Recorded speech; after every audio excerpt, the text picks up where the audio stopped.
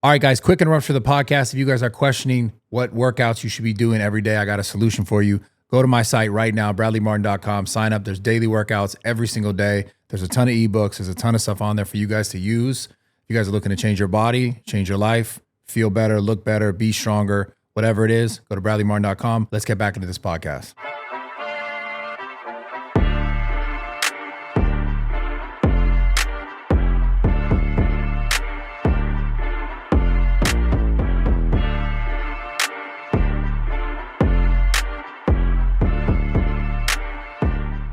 I've literally been my pants all day today, dude. Like actually, actually, I had Fat Burger at like 2:30 last night because I was, and it just hasn't been cooperating Like with when me you at all. fart and you get a little bit, you're like, Yeah, there's been a couple today, but I even woke up this morning, dude, and like first thing right off the bat, just rip it. Like, you know, those days where you're just straight ripping all day. Yeah, it's only because I eat some Well, you probably eat a lot of protein. Yeah. Dude, I've been dieting like crazy. What does that look like? I mean, right now, I feel like I eat like twice a day. Big meals. Yep. But so would you call it like intermittent fast? Are you fasting? I've always done fasting. Same. My like entire life. Like before, I think I remember being a kid and being like, after school, I sometimes wouldn't even eat during school, and then I wouldn't eat until like after I did something outside. Just naturally, I've always kind of like adopted not eating until I did some sort of activity. Not eating until you're hungry, kind of, because I'm sure the activity promotes for sure hunger. But also like I was just, like now it's like just busyness, and then I'm like, okay, now I need to eat. Yep. But now it's like I'll try and get food in after I train. So what's your current window? It's normally like 2:00. So I think like I probably start eating around like 2 or 3 o'clock. Exact same as and mine. Then eat till like 8. Yeah, I eat till 8. I'm supposed to, but then I'll like eat till like 10. Really. Me and you are literally exact, except for last night when I did have but Fat Burger. What are you eating that's in your stomach up? Fat Burger. So last night I was at this this like dinner, like, you know, always kind of in the mix and doing. Like last night I was at this dinner at this place called Verse, which is a new restaurant that opened inside a recording studio here in LA with this massive music producer that's done like a ton of Kendrick, Biggie, Puff Daddy. Oh, here we go. Puff Daddy, God, right off the rip. You know, back in the days, this dude's a legend in the music space. So he had this he has this restaurant now, and I had dinner there last night, and I was like, yo, you should let me do 10-10 burger one night here as like a special item. Yeah. And he's like, well, let's pair it with a wine. So I had to have Fat Burger brought in to try to like start to have them get the idea of what wine would pair with the burger. And that led to me my pants all day today. So Yeah, that doesn't sound good. here we are. Speaking of Diddy, dude. Crazy. I mean, the whole world just seems to be like losing its mind right now. I mean, I feel like every time I come on, we have that conversation, Well, and it's it's just like getting worse. No, and it keeps getting worse. But personally, I feel like I've been removing myself from it more and more. Yeah. And so like one of those things like right off the bat is just like kind of using X less. Yeah. It's just like I mean let's stay on track for a second. So the Diddy thing is crazy. But it's also not surprising. Everybody knew that this dude was a lunatic, right? Yeah. I was talking about this the other day. Like, remember the old Chappelle show skits where he's like, Of course. it's like the funniest. And they knew back then that it was crazy. The thing that's crazy about it though is like, why now? Like, why now is it like it's a problem? Things are bad.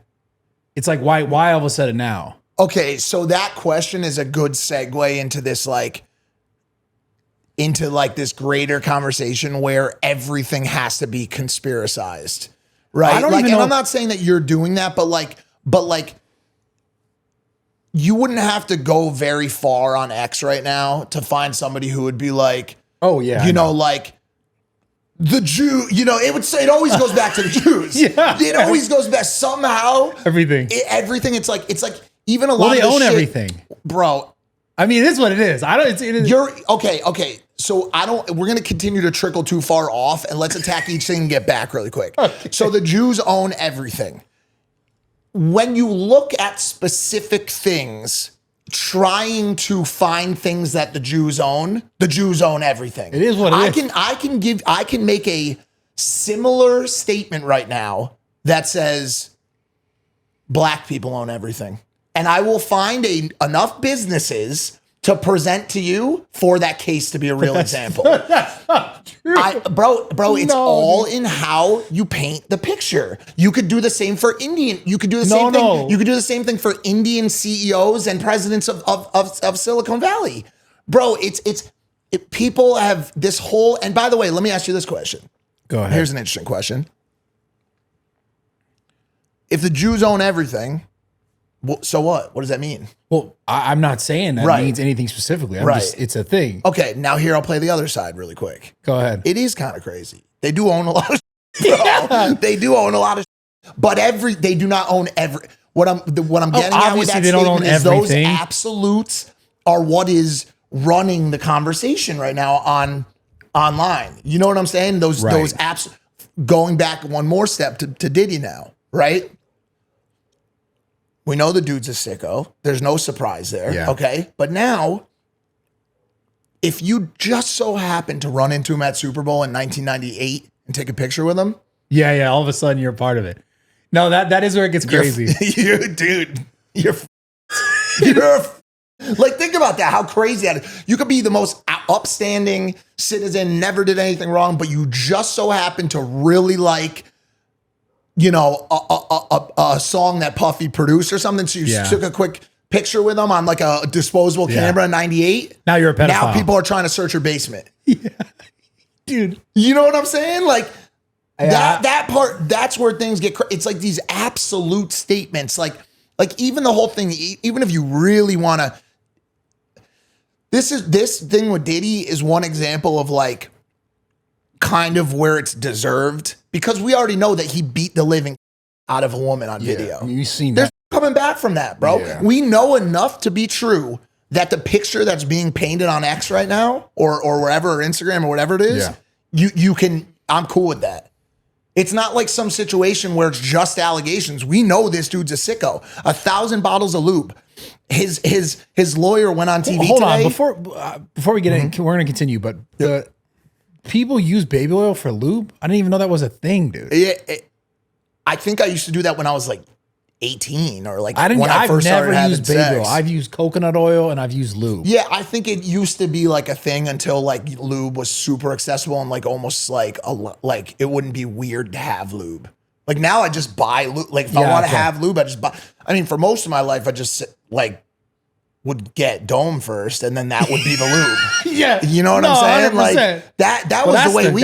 That's how it's got to be done. No, that's the way we always did. I always thought spit was, but it's not sanitary. That's the issue. It's believed to be not the most sanitary approach to intercourse. Spit. Yeah. But that's the most natural way, you know? That's what it's always seemed like to me. But then I started recently, probably as of the past maybe 2 to 3 years using lube. And it really does make the experience. You can't use too much though. Some people use like way too much. You can't use too much. You have to use like the right amount. Okay. Because otherwise wow, we've gone all over the place. No, it's for the goal is to utilize as much of the naturally produced lube as possible. You're like a box scientist. Because that's the best stuff. Yeah. Like the naturally produced stuff is the best stuff, right? Yeah, of course. But it's so I'm trying to like think about how to say it. But like some people are 8 years into a relationship, and the idea that like post Applebee's sex, the wife is just going to be soaked has kind of gone out the window. You know what I'm saying? So they're relying a little bit more on the artificial lubrication. Exactly. Yeah, for sure. Exactly. This is so funny. It went from there to 1,000 bottles. So his lawyer went on the news today and gave a press conference and says, he's like, people buy shit in bulk. He likes to buy in bulk. Yeah. There's a Costco down the street. Wait till the Costco guys hear that one, bro. Bro, I couldn't believe it. He picked up a chicken bake, a double chunk chocolate chip, and 1,000 bottles of baby oil, bro. The world is so crazy right now, man. It's certainly a wild time, bro. It's certainly a wild time. It's very interesting. It's like, but like I said, I've kind of removed myself from it. I was just talking to somebody just now on the way over here, and I said, it's so funny because a lot of the people who are really big on X right now are products of the anti-woke and anti-cancel culture movement. 100%. Which is great. And it's great that the pendulum has swung back. I mean, you're seeing people now do some stuff and nobody even cares. The pendulum has really, really swung a lot. Yeah. But a lot of those people who are super intent on canceling the woke mob have become the woke mob. It's the weirdest thing I've ever seen. Where, in what sense? So, like, in regards to the way that they act, like as like a one, this is it, like in absolutes. It just feels like the majority of the content that I see when I sign on to X every day is someone feigning an authoritarian knowledge that they have that other people don't have. It's almost like a giant dick swinging contest, right? Like the Muslims are telling the Christians that they don't practice right, and this dude from the Fresh and Fit is saying this girl's a whore and that girl's a whore and you're a pussy for dating a whore, and it's just such a baseless, ridiculous conversation that happened. And by the way, there's no outcome, and you never even know why people are saying it because okay, so even all the people that are the biggest movement right now, obviously, is like the anti-Israel movement, right? It's this massive movement, okay? And all day, you've got the experts in the space, the real experts, professor level experts. For example, Jake Shields. Come on. Those are the thought leaders on the anti-Israel movement right now, okay? So just hear me out. Professor level. Just hear me out, bro. Just hear me out for a second. I don't understand at what point you take all of this movement that you've garnered, all of the attention that you've garnered, and go to legislation. Go. How many calls have been made to senators? How many walkouts have been done? How many of these people who are super vocal about about Netanyahu and Israel have been to Capitol Hill and said, yo, I'm going to stand here until something changes. Meet me outside. You know what I'm saying? Let's actually take real action, because at the end of the day, when you don't do that, a lot of times it starts to feel more like clicks. You know what I'm saying? And views. And listen, like, that's not to take away from the work that they're doing and nothing about Jake, but like, I never anticipated that he would be a thought leader in the global geopolitical warfare theater. It just it never struck out to me. If I wanted to find out more about rolling, 100%. I would ask him. It's just I guess I'm curious as to how these specific individuals rose to their newfound it's algorithm. expertise. The thing in it all that I see is like,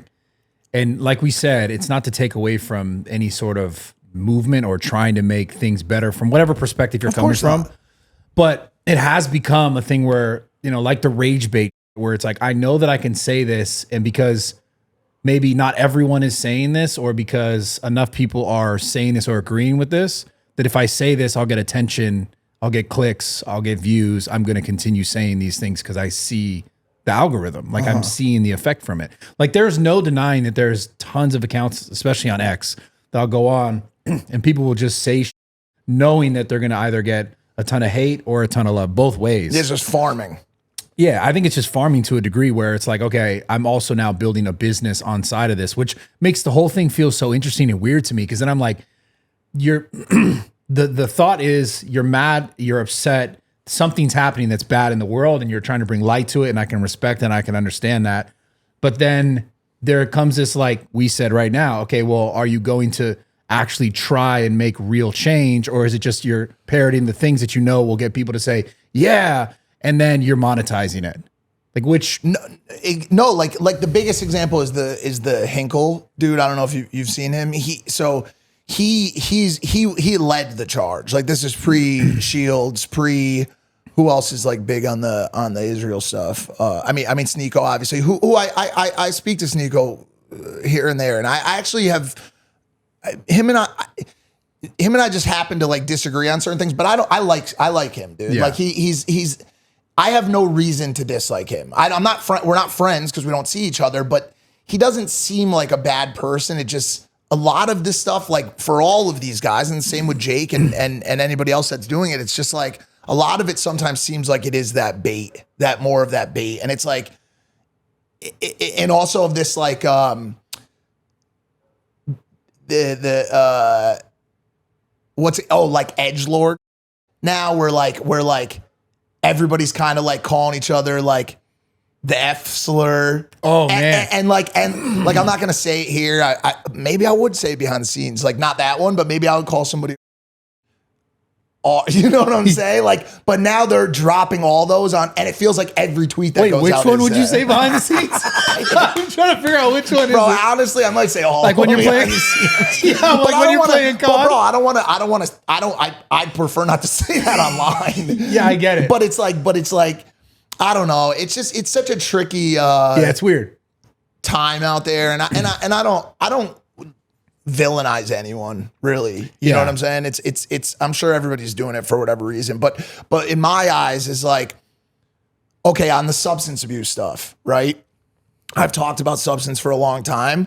I'm now finally making the right relationships to get to Washington, to start to push for bills that can get things to be better. You know what I'm saying? Like it's like if you truly have passion for a topic and Palestinian lives are a thought on your mind 24/7, and you're that passionate about the topic, like what is the real change that could be enacted to or pushed for to better the environment? The cause. I get it. You know?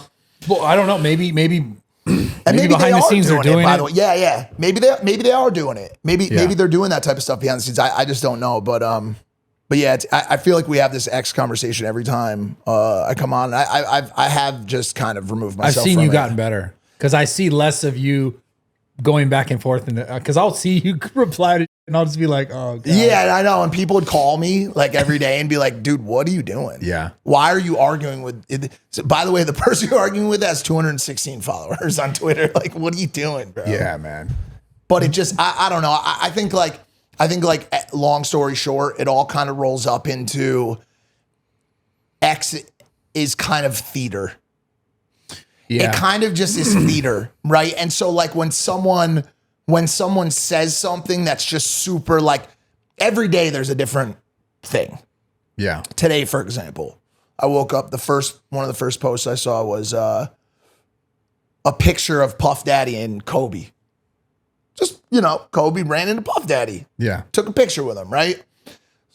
Let's see what this, this is about. And then, the caption on it's like, this picture taken days before Kobe's death. Curious as to why he died right after this picture was taken, right? So I'm like, here we go. So I scroll down and somebody in the comments is like, Vanessa knew Kobe knew too much, so she had him taken out, and then somebody else responds to it, but why take out the daughter? And then someone responds, and I'm like, dude, at the end of the day, this is theater. Yeah. This is the warped brains of a select group of people who believe that life is a science fiction movie. You know what I'm saying? They get off on it. They get off on that stuff. They get off on the idea that Kobe's wife had him killed because of something he found out about Puff Daddy's Lube.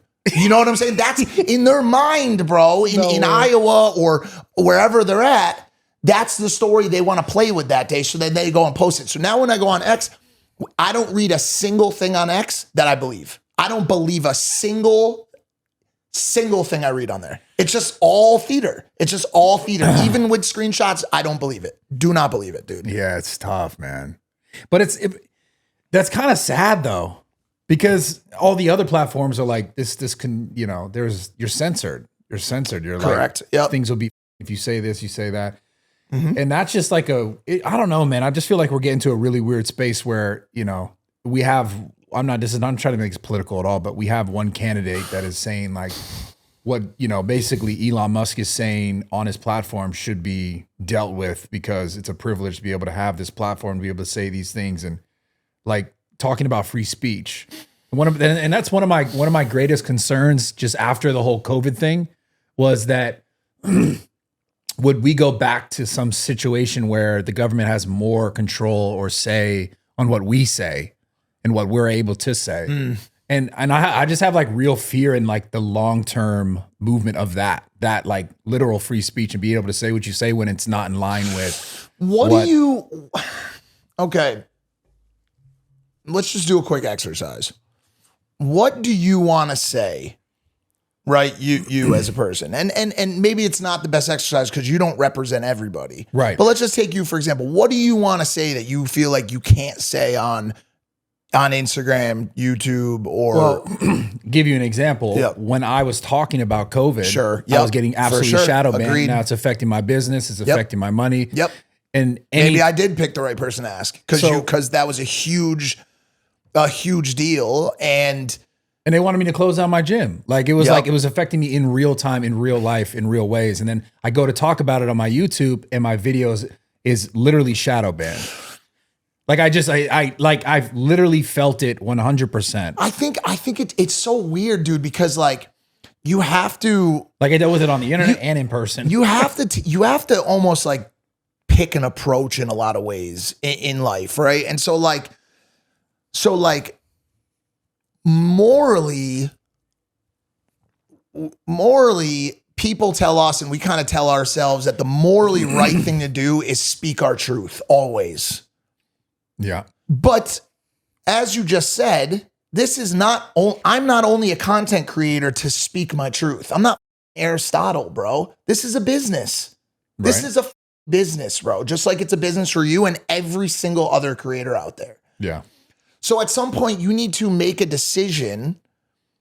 There's a lot of shit that I wish I could say. There's shit that that's been going on in my life for the past 6 months that has nothing to do with cancel culture or censorship that I'm pissed about, bro. You know my situation. You know exactly what I've been dealing with for the past 6 months. It's been a daily terror, bro. Yeah. That's been driving me crazy. But because of a business decision that has nothing to do with content or personality or anything, as you know, I can't talk about it.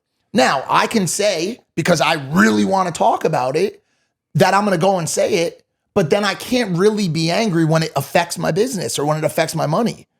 Do you know what I'm saying? It's like, it almost feels like, luckily, there are now engines that support that type of freedom of speech, like X, like other streaming services that allow you to say and do whatever you want. I just personally have never had that much of a problem staying within the boundaries because there's really nothing that I feel so pushed to say. Like I don't wake up in the morning like, man, the Jews ruined my day today. I got to go talk about it. You know what I'm saying? Like the Jews didn't ruin my day today, bros. Maybe the Jews did ruin someone's day and they should go talk about it. But like for me, COVID was stupid. I had to show a card everywhere I went. I had to do all this. I got this, bro. I was forced to get this shit. Sucks. Now, God forbid, I ever had to find a girl again and she was one of those like hippie vegans and she's like tainted blood. Yeah. You will not procreate my child. You know what I'm saying? Yeah. So now I got to settle only for the other 80% of the world. You know what I'm saying? That did get it. I didn't really want to get it. Yeah. I didn't really want to get it, bro. I'm so glad I didn't get it. No, congrats, bro. And like, I'm feeling a little cloddy right now. You know what I'm saying? Yeah. But what I'm saying is this, none of that, I didn't really feel like I had to go and talk about it. Not because I just didn't want to. I want to talk about that I find enjoyable, that I like to talk about. I get it. Burgers, movies, travel. So when I have struggles in my own life, guess what? None of this is new. My grandmother had to wait in the soup line during the Great Depression. She didn't go on Twitter like, yo, the Jews. You know what I'm saying? Like, she did it, and then she went back on her way and lived a much happier life than these people who spend their entire days tweeting about the Jews. Yeah, bro. well, we're talking about two separate things though. Like, kind of. Oh, well, censorship. Censorship, really. Right. Because Sure. censorship to me is like, yeah, I mean, obviously, like, not everyone's going to be riled up about certain topics. They're not going to be talking about every topic, but the idea and the concept in general that the government, what they deem is misinformation, needs to be dealt with in some manner. That's a problem because clearly we know that, like, are we trusting the government that is constantly in debt? I don't trust anybody. I swear to you, dude, I don't when I tell you, to me, it's all theater. When I read anything, I don't care if it's somebody you deem to be a trusted source, that's a trusted source. I don't trust anybody. I trust Fox News as much as I trust the data that Jake Shields has, as much as I trust the data that anybody has. Because, do you want to know why? Because now everyone is monetized. Everyone is monetized. And if any one of those people, anyone tries to claim that their approach towards content and messaging and their data is not affected by their monetization tactics, they're lying, dude. They are lying. 100%. Unless that's why Elon's a little bit harder to work with because he doesn't need the money. Yeah. But everybody that's producing content to produce content is at least in some way affected by their sponsors or monetization strategy. Yeah. You get to people, bro, that even goes all the way up to Tate. That goes to Tate even. Of course. He's got his school, his and this is not a knock. This is just a business thing. He's always said, like, I have no master, I am my own master. But at the end of the day, bro, he knows what's gonna push subscriptions. Traffic. To So the even website, if he maybe feels a little bit differently about something, maybe he feels a little bit softer that day about a topic from the past, maybe he doesn't say it because he's also just at the whim of monetization. So I don't trust anybody. I really don't, unless it's a face-to-face conversation that I'm having with you offline. Yeah, I get it. But that's like that concept in relationship to the government being in control of what they deem misinformation is the worst, because you're talking about like the biggest thing in our world, in our immediate world, that affects and takes money from everyone and then prints money and sends it here and sends it there. And now we're saying the conglomerate, the controlling factor in this country that has constantly put us in debt and continues to, is going to control what we can and can't say or what they call information. Okay, proper. so if it's not a monetization thing for you, let's go back to you specifically. Yeah. If it doesn't put money in your pockets to talk about those topics, what's your goal? What's my goal in life? What's your goal with these conversations? And I ask this question to anybody who's fighting the government right now. I mean, I'm not fighting. No, I know you're not. No, I know you're not. But the question is, what are you actually trying to accomplish? The government has been the people of this country since the inception of this country. Yeah. It's not a new thing. By the way, the government started the people of this country before it was even a country. They came and took it from the people who owned it. I know. The natives. I know. Do you feel what I'm saying? So it's like, how much time so my strategy has always been, I'm going to work around it. I'm not going to go head up. It's like all these people that are I'm pro-gun because I want to provide a ready militia in case the government gets too strong. Okay, cool. Good luck with your 50-round AR-15 when they come with an Apache helicopter to your house and level your entire neighborhood with a Hellfire missile, okay? Nah, that's not me. I'm working around it. I'm going where they're not. I don't want to go head to head with these people. Right, but you're okay. Because I don't make money off it. If you're making money off it, like the people we're talking about on X that are getting paid to be anti-government, then I'm fine with that because that's a business. I don't make money off that. I make money off cheeseburgers. I get it. You know what I'm saying? I make money off gyms, but that's what I'm talking about. I'm talking about, if you ask me, my goal in that sense is at least preserving healthy discourse. And that's the biggest thing, is like having conversation with someone who doesn't agree with what you're saying, or if someone says this or the government says that, but then this other data is referencing or showing this, like, shouldn't we be able to say, hey, well, maybe this is true. That's not the only thing true. Do you think that if censorship were to be removed from all of the platforms and, okay, for example, X is semi-uncensored, or I already know where you're going. Believed to be. You seeing a lot of healthy discourse there? You seeing a lot of healthy, Brad, you signing on, seeing a bunch of, like, holy, wow, that was an intriguing argument from that side. Let's hear what the other side has to say. But Twitter is a harder space for that. This a show. Well, but it's the type of content that you can put on Twitter. Yeah. Is like, it begs for that like negativity. And, really and not does. that all platforms kind of do in a way, but like YouTube, for example, it's not the same thing as like a Twitter where I could tweet something and I know I'm going to rile people the fuck up. You're going to make a video. It's longer form. You could speak, but still on platforms like that. If I put in the caption back in the day, my title, COVID in my gym, I just would have disappeared on, you know what I'm saying? It's just gone. So like, that's what I'm speaking to. Obviously I can't directly talking about Twitter. Yeah. I think the way that social media specifically is set up it's hell. It's hell for this. I mean, Elon even said it's the PvP of social media. Like it is. It literally is like we're attacking each other. I just don't. But in all social media platforms, it's like should the government be being like, Well, we I deem think- this information well, I think miss? No way, bro. Like, okay. Like that's just closer and closer. No, I don't think the government should. I think it depends on what we're talking about. Let's look at another example. In a time where we're in really the advent and the earliest days of AI, things are going to start getting really up out there. I know, man. I've already had a number of commercials promoting products that I've never even seen before with ads spent behind them. You? Oh yeah. My face, my mouth, my whole ass, bro. Wow. Promoting, and I've had to do takedowns with legal and everything. AI is a problem, a real, it's a solution, but it's I'll make a prediction right now. This will be a long-tailed prediction. Similarly to the way that I've always said that these social media, those two are bigger problems than they are solutions, AI will be the same thing. AI will be the same thing. It will be an incredible solution, but it will include a severe number of very, very problematic situations for everything.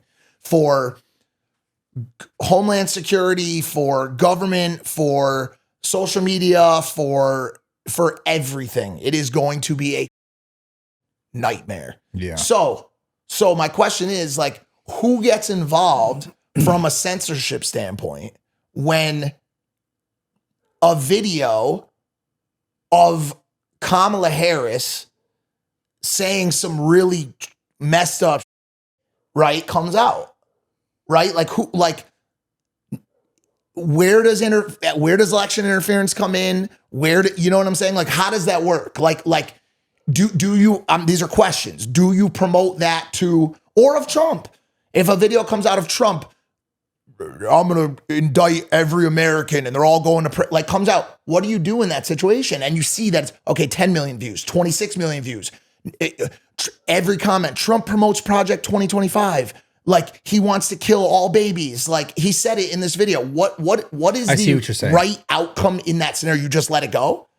I see what you're saying. Or does the onus to combat that fall on the platform owner? Do you understand what I'm saying? Like, yeah, of course. You know, I mean, I know X will say that none of it matters because it's all just controlled by the Jews. But yeah, no, but seriously, but who does that fall on? I see what you're saying. Not the government. I don't think the government should be involved in that. I agree. I think, yeah. It's maybe, I don't think the government should be involved in anything. Yeah, I mean, clearly they've proven to be pro. They've proven to be terrible at everything. Yeah, it's insane, man. So I just don't think the government should have a hand in that. I think obviously there should be some moderation to things, but like, you know, if it's if a platform just like should be able to recognize, at least I think based on metadata or whatever, how it's uploaded, it has to recognize that this is a doctored content. I do think what Elon did with community notes is great.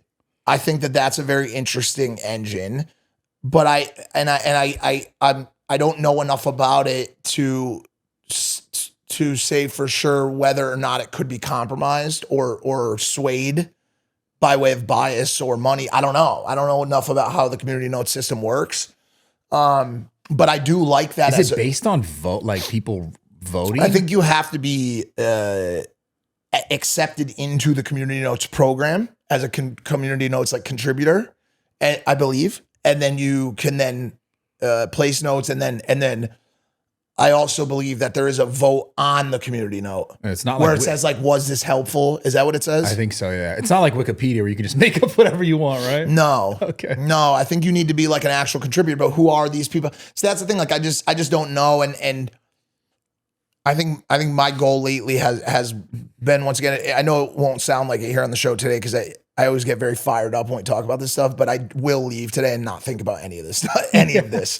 Like, not a single part of it will be on my mind outside of this conversation, unless I sign on tax. Yeah. And then I'll go through and I'll be like, this is just nonsense. And so, but it is good conversation. But there's obviously a more important conversation that we need to have today. What is it? All right, guys, quick interruption for the podcast. VersaGrips, check this out. If you guys have been looking for hand grips, or if you use like the wrist straps, whatever it is, there's tons of different versions of this stuff. VersaGrips has been around, like, honestly, since I first started training. I remember it was probably one of the first products that I noticed. I was like, this is actually a good product. Super, super high quality. But basically what it is it's a strap that hooks on your wrist, essentially, with a nice, like, solid Velcro. It gives you like a strong material, like a rubber feel that can wrap around the bar, so that when you're hitting back, I mean, I've even done it wrapping around the bar and I'm hitting chest, but it allows you to think less about your grip. And when it comes to like bodybuilding and building muscle, as far as creating like a strong mind muscle connection or just getting the most out of that workout, a lot of times if you grip super hard on the barbell when you're doing like rows or movements like pull-ups, etc., you're engaging a lot more of like your front delt. So your body's ability to develop your back properly is hard for so many reasons, because number one, you can't see it, so it's harder to get a full contraction. But certain grips like this one, the VersaGrip, allows you to like wrap the bar and almost just like hold instead of squeeze really tight with your hand, so that you can get the most out of your back and your back muscles when you're working, even curls essentially. But VersaGrips is a really good tool that allows you to get the most out of your back workouts, bicep workouts. Like I said, even I've done it for chest. So give it a shot right now. Go to versagrips.com, put in Bradley15 to get 15% off. I'm assuming the entire order, but give it a shot. Check it out. Some of the best grips on the market. Let's get back into this podcast. I mean, bro, I haven't even seen you since the fight. Yeah. And like, I wanted to like kind of bookend all of that, and also just like talk to you about it a little bit and just gauge your feelings towards like how everything went down, as well as how you felt after, and also most importantly, like how you felt about me after, because we certainly had like a little period of time where we like didn't speak, and I didn't fully understand it, but I also like didn't love that, because I consider you to be a good friend. And so I didn't fully understand like what was going on or like why it was happening. So I just wanted to kind of like run the whole thing back a little bit and just try to better understand like where you are at now. I think because initially the whole thing was like, I was just about it and I didn't care that it was put anywhere. And immediately you're like on the internet. Mm-hmm. And so I was like, what is this? So that was my initial reaction, was like, the whole point was like, I said a lot of it was said about me. Mm-hmm. We showed up, we did it. And then the whole point was that was it, which is why I cut the cameras. I have no footage of anything.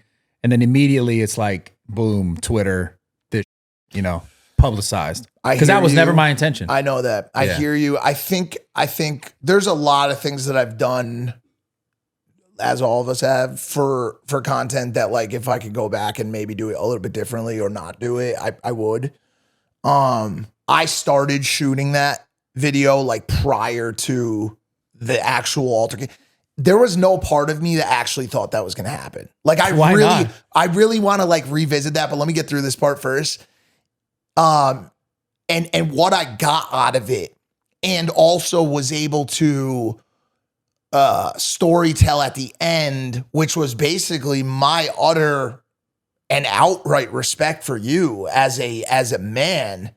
I thought, dovetailed it nicely enough to package it as a piece that was going to showcase this showdown, this animosity, but this kind of softer ending, and also this respect between the two people. Now, of course, the beauty of long form content on YouTube is lost when it's pulled into a 22-second clip on TikTok or Twitter. Yeah. One of which I posted, like I'm partially responsible for the loss of context as well. But I think in my eyes, I always hoped that it was a piece that said, yo, Brad stepped up like in a meaningful way, which you heard me say on multiple podcasts that I did afterwards on that episode that I put out personally. I did not think that fight was going to happen. When I was shooting that, when I was shooting all of that prequel stuff, all of the pre-roll, Logan is about to be a dad. He's a business owner. He everything to him is like, okay, like, yeah, I'll do the fight, but what's the paycheck look like and blah, blah, blah. And you, I don't think I had like the real data on. I don't think I really knew if you would show up or not show up. I knew like you would talk about it, but I didn't know if it really came.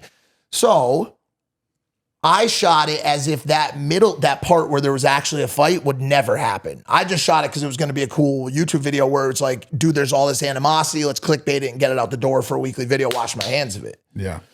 The day when we showed up at the gym, I mean, I was in shock. I could not believe the demeanor of both people. I was even more shocked with yours because you were extremely calm, which you don't see often in amateur fights and especially street fights. Like people get riled up beforehand. They're not going to make it through a contract signing. If there's animosity between two people, they're going to fight. Yeah. And you were extremely calm, extremely objective. Like I said, no cameras. Let's get rid of the cameras. Like sign the papers, like whatever. And that was it, to me. And I know you look back at it and you didn't like that it was content, but like to me, that was very intriguing content to see the mind of a man prior to fighting someone who's been in a number of real fights.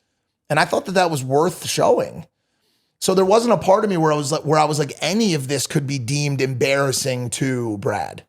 Like to me, objectively, it was a piece that made both people look manly and squash beef in a really cool way. Yeah. I mean, it was fun. I just got tired. It was that simple. I was tired, bro. I ain't gonna for front. sure. I mean, dude, couldn't be me. I'll tell you that much. So what's happened recently? What's this whole like everyone hates YouTubers for making products now? It's pretty interesting. The lunch lead thing. I think some guy just went hard on though. I think he was like, yo, why not make it healthier? I think it's just another representation of this like desire. By the way, insane trio. Nuts. Like what the nuts, dude. Yeah, it's been. Do you get any equity in that one? Of course not. Sorry. And by the way, honestly, trolling. I don't deserve it, right? It's just like, I mean, I just trolling you. It's funny. No, it is. I know. I've been all over that. It was a pain point for a while, but like, it's just, it is what it is. I'm like only saying it because you were saying it about the whole Prime thing for so long. I know. Well, Prime felt a little bit more just, the deal with Prime is, the reason for the Prime situation is it's so heavily promoted on every Impulsive episode. Yeah. So as a owner of Impulsive, that's where that kind of conversation comes in. And it's like, okay, we've had like, I think like 6 or 7 like billion impressions as a result of it on Impulsive. I get it. So that's it's just that's like an was there ongoing real? Was that discussion. clip real where he was drinking air? No, dude, it might have been. I don't know. I saw it. Bro, the kid drinks Prime all the time. It's like we all drink Prime all the time. I usually have maybe one a day. Okay. Like that's kind of like where I'm at, and then the rest of it's water. But like, I don't know. He might have not known that the bottle was empty. And then like, say you're on a show that a million people are going to watch, and you go and you take a sip out of an empty bottle. You're not going to look at it and be like, oh, the bottle's empty. Like maybe you're just gonna go through with the motion and put it down, and it made him look like an idiot, bro. People love. I mean, people just like attacking that guy. 100%. Like, I actually almost feel bad for JJ and Jimmy because they're like, well, Jimmy's getting it anyways. Oh my god, Jimmy's getting it anyways right now, heavy. So it's like he's going through it. JJ just finds everything funny. That's the cool thing about him. He doesn't give. He he doesn't care what you say. He just thinks everything's hilarious, and he'll make a reaction video to it and it'll be hilarious, right? Yeah. But I mean, dude, listen, like, I think people really just want to be mad at something. You know what I'm saying? Yeah, and I'll tell you why. Back to the same stories before. People got businesses, bro. People got businesses, and they know that going after Logan Paul and his new product is a click magnet. It just is, bro. It's okay. For the past 50 years, Kraft has spent billions and billions and billions of dollars promoting Lunchables to a children audience. Every single day. Yeah. Kids see ads for Lunchables. Parents see them, kids see them, but mostly for kids. Like, it's Nickelodeon.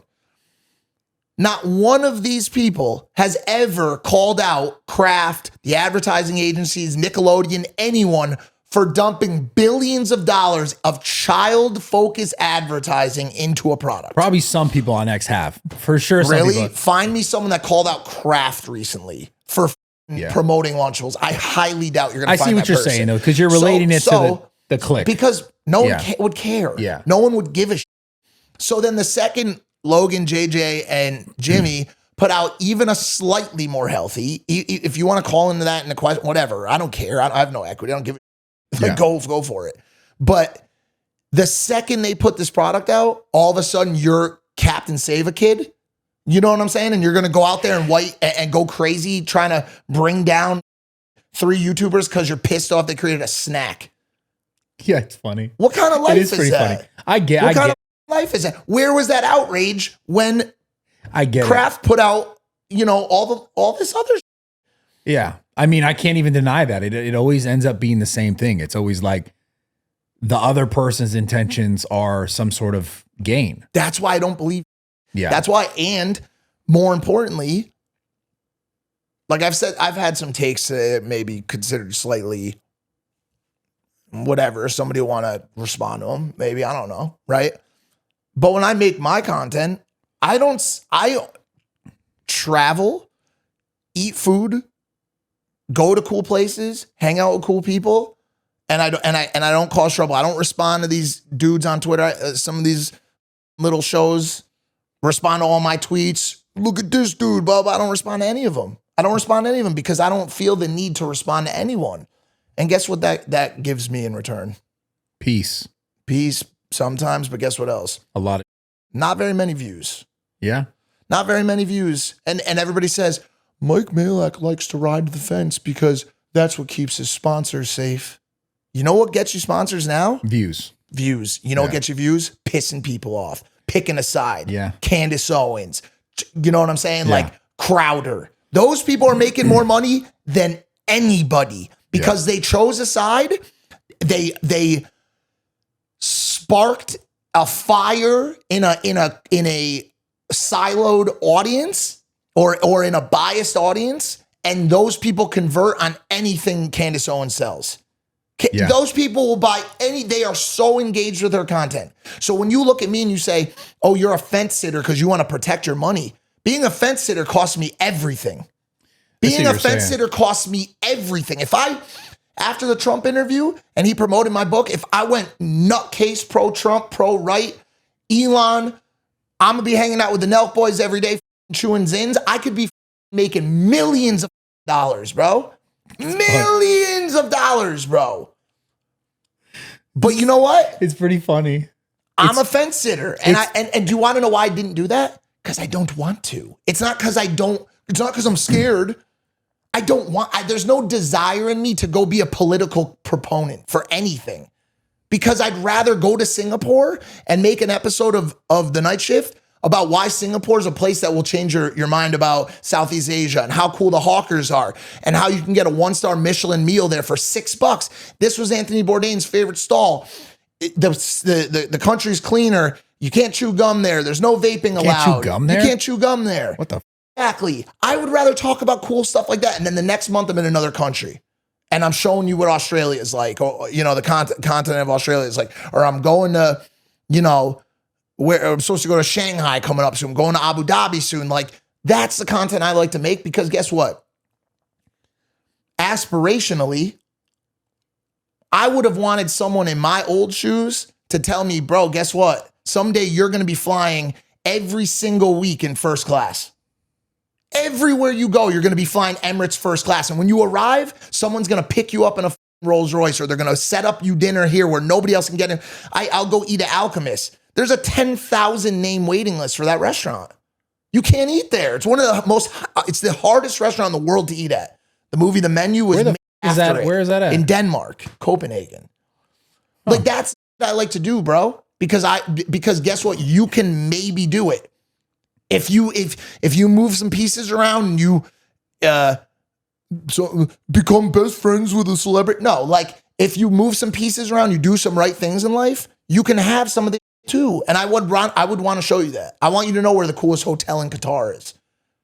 You know what I'm saying? It's called the Waldorf. It's right on the water on the Gulf Sea in Qatar. It's got a room they built a cold room there where there's snow that falls from the ceiling and builds up. So when you leave the hot tub, you go in there in your robe and you're in a room that has artificial snow. Oh, that sounds dope. Bro, shit I like to do. I'm trying to find the coolest lazy river. I'm trying to find the best food that you can eat in Texas. So when I go to Hattie B's Chicken in Nashville, they open the door for me and they say, come back, let's get you what you want. When I go to Terry Black's in Austin, and I'm like, this is the best barbecue I've ever had. Let me show you guys how it's made. That's what I like to make. I don't want to argue with Sneeko about the Jews. I don't want to. It's not that I'm not saying it's not a valid topic. I just don't want to do it. I get you. And so it's weird because that taboo stuff that's not so taboo anymore, clearly, is like driving the most traffic. The negativity's driving the most traffic. I mean, that's not a surprise. And not even that topic is negative or not, but when did that shift really start happening? I feel like the last 2 years. Like negative. Like Sneeko, for example, right? Or these content creators that are like canceled from other platforms that then garner a ton of attention on specific platforms like Twitter, or, you know, in this case, we're talking about Sneeko, so like Rumble, right? Yep. Their specific audience niche. Well, Andy just got unbanned on Twitch. Oh yeah, I saw that too. So and I just recently, I don't know why I saw Hassan hated that. I did. I just saw that clip too. So funny. But anyways, well, I mean they're on opposite ends of the aisle, and so it's like I see both. Once again, it's like Hassan knows what he's doing. He's a master, bro. Yeah, he's a master, and Sneeko the same. You know what I'm saying? They know how to ruffle people's feathers on the opposite side, right? For clicks, for views, for money. Yeah, you know, and I'm sure some of it is. I'm sure some of it is in their heart.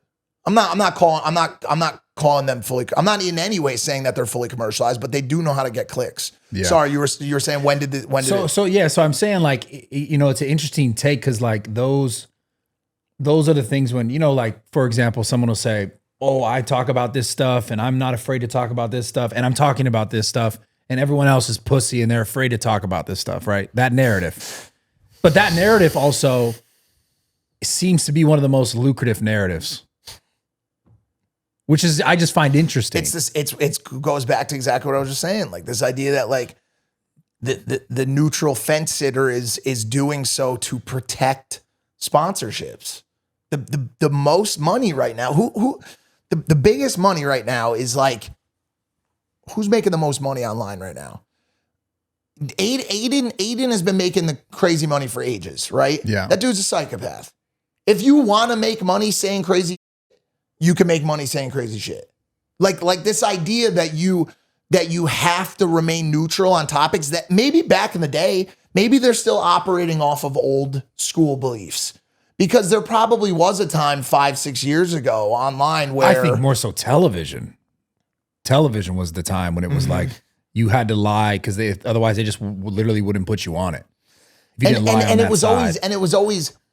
It wasn't that you had to lie. It more so felt like not lie. I mean, lie on that more side. So like you had it was. I don't believe in this narrative that it almost goes back to like the Jew thing, right? Like Taylor Swift is a Zionist plant type. like I don't think that the networks ever wanted people to say specifically. They did at times. I'm not going to say that people weren't pushed to say a certain thing, but I think the main goal was don't piss off either half of our audience. Do you know what I'm saying? But I feel like we talk about these sort of mainstream publications, like they had their specific audience and they knew what it was. So they would only it wasn't the case back in the day. That's new. The idea that only. So, but how new? 2008. That's how new it is. 2010. When ultra biased conversations became the norm. Like, think about it, bro. Like when I was in 2006 or 2004, probably some of that most heavily viewed programs were still sitcoms, Friends, Wheel of Fortune, like stuff like that, right? Like where those programs are very non-biased programs. Like you've got left and right watching it the same. So of course it would be in the writers, the producers of the show, the network's desire to remain neutral, not biased towards either side, neutral in those conversations. Then I think when the answer you're looking for is, I think when news became celebrity. So the internet. Kind of, yeah. Because think about it, dude. Who was, even like when you look at like Obama, it was a big deal that he was the first ever black president. 100%, it was a big deal.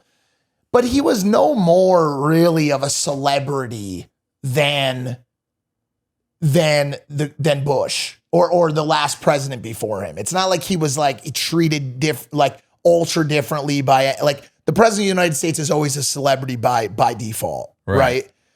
It wasn't until Trump, and this isn't a blame game thing. He couldn't have done any differently. Came in being a celebrity, already being a celebrity. You know what I'm saying? Like that where you almost have these, like, I don't know. Did you see a lot of how many like t-shirts or like presidential bumper stickers did we see as kids? They were out there, but did you see people with like giant George Bush flags flying behind their trucks? No. Or like in my neighborhood in Connecticut, there's this one guy who's got Christmas lights all year that says Trump on his roof. Like massive, bro, on his roof. I don't think I remember that being the case when we were kids. I think what happened was politics became celebritized, and with celebrity comes money. And the networks picked up on that quickly and realized that if they champion a celebrity, they will garner viewership because of it. So CNN went full woke left, Fox News went full right, and the division that we know in the country now was kind of born. Yeah, and I think it really started to happen so much faster with the internet and social media. Like that's what really made it go crazy. Social media is everything, 100%. Because it was like, I'm trying to think back to that time. It got so many more people involved. Like, you asked me about, did I see bumper stickers or flags? Very rarely. Like in certain cities, like you might see a lawn sign.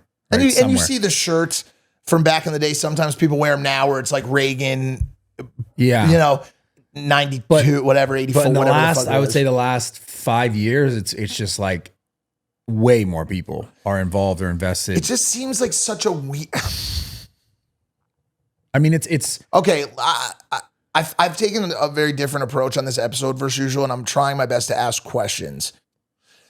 The way that it's provided to us by these people who celebritize politicians is that when their politician was in office, life was a utopia.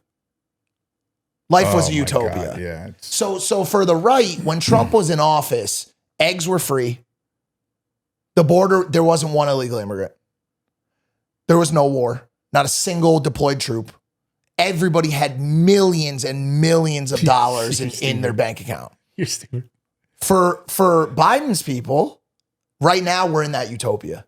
It is such a beautiful place to be right now. Everybody's got millions of dollars in their bank accounts. The market is through the roof. Gas prices are finally coming down, all because of Biden. Everybody wants to attach this utopian belief set to their candidate being the president. Guess what? Regardless of who wins this upcoming election, you're still going to be in debt. You're still going to have to work to fix a relationship with your sister who you haven't talked to recently. Your ass still hasn't been going to church enough. You haven't been giving back to your community. You haven't been speaking positively to your neighbors.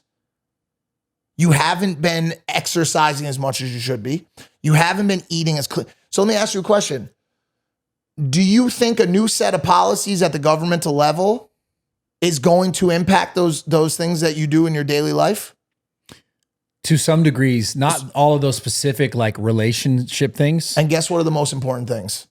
Those things, yeah. The most important things. But so here's the other side to that is you're absolutely right. Obviously, like the way you treat people, your interpersonal relationships, the most important things in your life, right? Everything else is here, and you're not dying being like, man, I wish I had more of like non-inflation, but maybe you are. But listen. Sorry, the problem is this though, is that those things though that are overarching put a lot of pressure on people. 100%. So the idea is that like, agreed. Okay, if I feel like if I can look at this data and let's say this data is 100% true, and I know that during this sort of presidency, this was completely different, then of course you're going to think, man, I want that back, right? Obviously, like the thing that I'm really weird at is like, there's like on the internet, it's like I'm not saying this is the truth, but I'm saying the perception is that both sides are just blatantly lying about who did what, when, and how it was. It's just like, this person will be like, inflation was like this, and then they'll be like, nah, that's wrong. That's fake information. No, yeah, it's black and white. It's black and white. And I'm just like, holy, like what is actually real then? 100%. That's question number one. And also the main thing you have to understand is the internet is incapable of nuance. They hate it. They want black and white answers. Either Trump is scum or is God. Yeah, and they so want stupid. Answers now. And by the way, they don't want answers. They already have them. They already have answers. Everybody knows exactly what they know, and you're not going to tell them otherwise. You're just not going to tell them otherwise. That's the place we're in. Everybody has a really hard head. And even if you gave them the data, they don't care. If you gave them data that proved that their candidate was the wrong choice, they don't care. Well, because they just say that's not real. That's not real. That could be, what am I supposed to trust the scientific community after what they did to us with COVID and the Jews? Like, yes. You know what I'm saying? So it's like. Kind of though. Like the COVID. Yeah. First, I know. I hate COVID, bro. That I know. Gets me going. But I mean, have I written off doctors and the entire scientific community as a result of it? Absolutely not. No, I can't do that. If I hurt myself, I'm still going to my doctor. I'm not going to Twitter. I'm sorry, dude. Yeah. Like maybe that makes me a woke liberal. Okay, yeah, but I'm still going, dude. No, but I think about my own life, which obviously like is not going to help a lot of people watching this because. Yeah, I've been very blessed and have had great opportunities, but I have lived in their shoes. I've actually lived in worse than a lot of their shoes. You know what I'm saying? Yeah. So I like to think that I could relate to their still, even in this place, to their plight, right? And I think back to 2016, right? God, what or 2000 or 2018 for sure. But like for me, like what are my and this is where a lot of it. One thing I do want to say is people need to be far more concerned in their local elections and local areas. 100%. People are way too obsessed with what goes on from the figurehead at the top that by the way, like is also completely overruled by senators, congressmen, Supreme Courts, and they impact that stuff. Don't get me wrong. But like, once again, the only reason there's so much attention is because of this celebritization of the president. But for me, and I'm affected by that from a tax standpoint, don't get me wrong, but my tax rate did not change between the last two presidents. Still got, regardless. Bro, I paid the highest tax rate in the country. I've said this a million times. You do too. It's terrible. The highest tax rate in the country. There's not a single person anywhere in this country, in any city, neighborhood, town, county, that pays a higher tax rate than me. Not a single human, bro. I pay the highest tax rate in the country. You're still paying Cali too? 100%. Yeah, it's the worst thing. No, I'm paying the highest tax rate in the country. It's so terrible. So yes, the president now like here's so if you told me, dude, you get Trump back in, you're gonna drop from 53%, you're gonna drop to 39, which I could do if I just left the state, by the way. I could be at 39 right now. But like, no. It's not gonna happen. But he might move the needle by a couple points here and there. The market might change a little bit, so my invested money might grow a little faster under Trump. Who knows, right? Yeah. The solution for a lot of people is state and local based. If I want a lower tax rate, I'll leave this whole state. Yeah. I'll go to Tennessee, or I'll go to Texas, or I'll go to Florida. Yeah. So a lot of times it also comes down to you taking responsibility for your priorities in life. What do you prioritize? Now, that said, on a local level, why is local government more important? Trump cares, but or Harris cares, but there's nothing they're doing that is innately connected to the safety of my town. Maybe they do a little bit of a better job at the border and things change a little bit, a percentage point. But I need Nathan Hochman voted in as DA of this city because he actually penalizes these mother criminals. Yeah, who break into houses. Are you kidding me right now? You're telling me we've had between Newsom and Gascon. Bro, this state is so and it sucks too because it's the greatest state. I know. It is the great, and I don't care. Everybody's gonna give me. There's no state like California. So beautiful. The weather, the coastline, it has the potential to be the greatest state in this country. Yeah. And even when it's not, it kind of still is in a weird way. You go up to Big Sur, you go to some of these places. Nice, there's nowhere else like it. You go to the Redwoods, you go to Yosemite, out. There's nothing like it.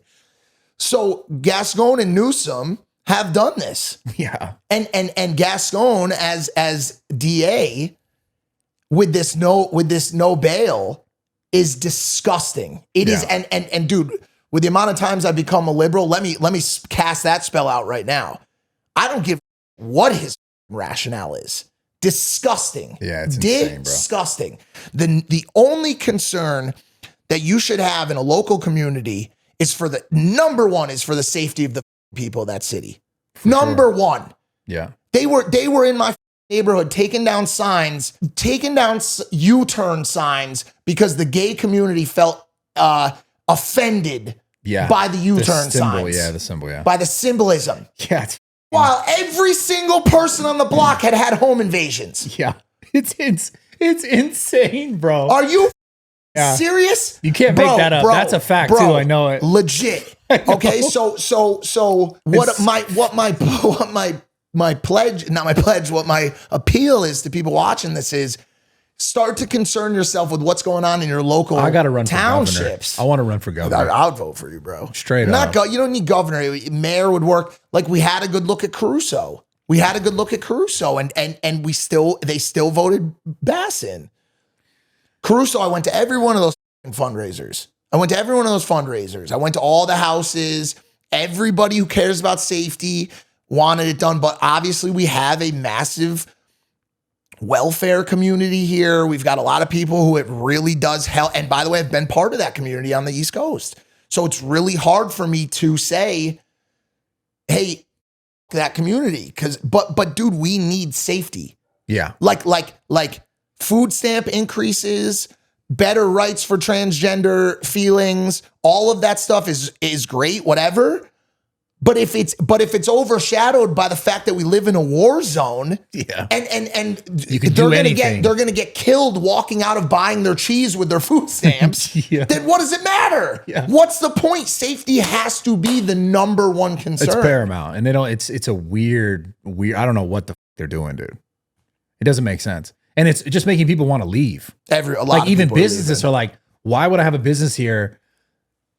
For example, I have a bunch of police officers who go to my gym, and it's to my understanding that if someone comes and like breaks a window or does something like that of any business wherever, that if the business owner this is such a crazy thing. The business owner doesn't like get the call in time that they're going to just have they have to have a random company come and like charge X amount of dollars, and there's no avoiding it. They just bill you and you have to pay whatever it is to fix the window. To fix the window if if you don't show up. Okay, got you know what I'm saying? Because you got to fix the window regardless. Yeah. But like they just force it on a random company. There's a funny story about that, and someone who's watching this will know what it's about. It's this like it's like broken window policy. I wish your producer over there could Google that. It's like a broken window. It's like an urban broken window policy where you're actually forced to fix broken windows. I don't remember where it started. California. It suggests that visible signs of crime such as broken doors can lead to more serious crimes. One thing I will say that I always pride myself on is being a sponge of. Yeah. Like I literally like remember everything that I hear. This is a weird thing to Very remember. weird. Yeah. So it's this theory that if you leave, what it does is they believe that broken windows drive a despair in people and a feeling that they already live in a lower area, so that they will then go commit more serious crimes as a result of it. I'm not going to disagree with this. I don't know enough about the study to disagree with it. Yeah. But it's a theorem, which is crazy because, so it is part of it. But also, like, the cops in LA, they're not going to arrest anyone for that. I mean, yeah, beyond that, Do you know why, right? Because it's a waste of time. Yeah. Why are they going to arrest? Do you know what they're going to do to that person that gets arrested for breaking a window? Ton of paperwork and then let them go. Maybe. Yeah. Maybe. If they bring them in. By the way, same for home invasion. Yeah. Well, bro, see ya. Same for robbing the Gucci store. Same for getting caught with an illegal weapon. Like, it's bad. That's like there's no justification I don't even for the understand. lawlessness. And by the way, if you protect yourself, you're in California. yes. Yeah. I'm just, like if you accidentally shoot someone in the back as they're robbing your house, you're going to jail. That's crazy, bro. I don't understand how, like, who voted for this? Like, who the fuck is voting for this to be such a hole? And also, what's the rationale? I don't understand it. Like, I wish we could have Gascon or someone sit here and explain. I'd love to talk to why does Newsom, everyone get let out? Like, why do violent criminals or like or residential robbers just get let out like that? What is the actual rationale? Now I know it's almost I like know they don't want people I know what they're gonna say. It's supposed to be an overpopulation scenario. They're trying. That's what they'll say. But you know what I would say to that? Build more jails. Build more. Bro, are you serious? Sorry, we don't have room. So what? Then they're just gonna go break into somebody's house and sleep there? Like where? Yeah. Like make room. We have so many criminals, bro. Make more room. There's land here. There's tons of land. It's expensive. Put them in but- Corona. I mean, but that's or in. But that doesn't even make sense though, because Sorry to everybody in Corona. I'm so sorry. put it in Corona. I don't know. That's crazy. I'm so sorry. I didn't even catch on that. It just popped in my mind. Put it in I don't Corona. know, dude. Like it was just a random city that like it's Kinda cheaper far than, away. It's cheaper than West Hollywood. You know what I'm saying? Like No, but the thing that doesn't make sense is the jails are a private business. Like, wouldn't someone just want to make another one? Because they make a ton of money when criminals are in jail. I know one group of people who would want to make more money. They probably own them all anyways, right? Dude, it's so man. Dude, They probably own them anyways. Why are they not making more? Tav Cooperman is gonna watch this episode and get so mad, dude. It's gonna be like, Mike, what were you saying on Brad's show? Why are you saying that Jews did all of these things? Dude, I think it's just crazy, man. It's just a really wild time in general. And honestly, like I said, like on the removing myself of like, dude, I have a real lot of stuff going on right now, bro. Like what? No, good stuff. Like what? Almost to a point. I just got funding for a doc. A doc? Based a on documentary. Based on my life, my book, the drug epidemic. Trump's team is bringing me to speak on a roundtable in Philly next week on addiction. That's awesome. 1010 Burger is like a whole thing now. Like it's about to open in Dubai. We've got domestics coming online. Bunch of stuff going on with the Saudis. I'm at Family Style this weekend, which you should come to. I did a collab with Represent Clothing, 1010 Burger and Represent Clothing, which is crazy. The best thing you'll be most excited about is there's actually wheels moving on my podcast. Yeah, I was going to say, that's so funny. Don't even, I know you were going to say it, trust me. Yeah. Trust me. So that's happened. Karate Combat's been going great. Like a lot of eyeballs on Karate Combat. Hold on, let's go to the podcast one sec. Go back to that one. You've been talking about that for like 2 years. But I haven't been talking about it recently because so much other stuff came online that I haven't. I almost have like kind of taken a step back from YouTube in general, and content in general, only because I have real legitimate like hosting capabilities. The one thing, and like you've obviously been there for a long time. The one thing that I think like people don't know is that there's almost like a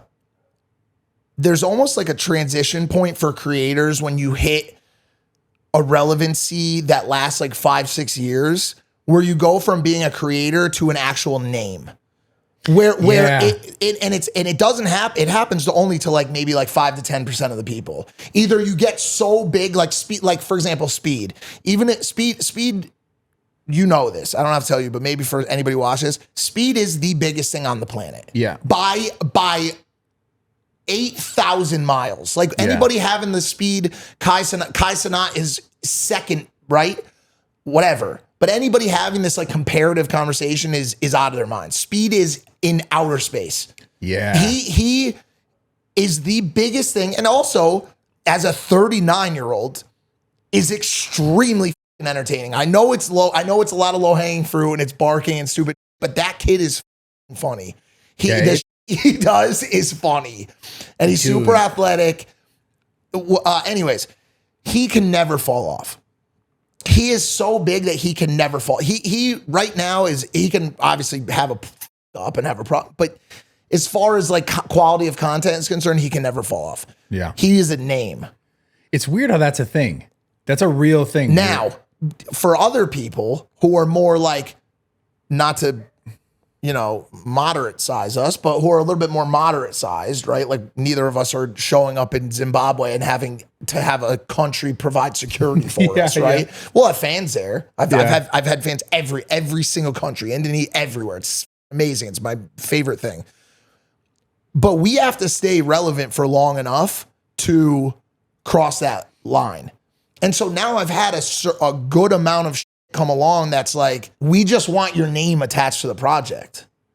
And I'm like, well, what are my deliverables? So like, that's not really how it works. We're just happy to have you aboard the team. We know you'll do some work for us, blah, blah, blah, so on and so forth. So like Karate Combat's been great to me. They've been great to me. And they've relied on me bringing new people over, adding some energetic conversation to GSP and to Boss and to Josh, these guys that are really tactically fight-based conversations, and me bringing some laughs and some comedy, right?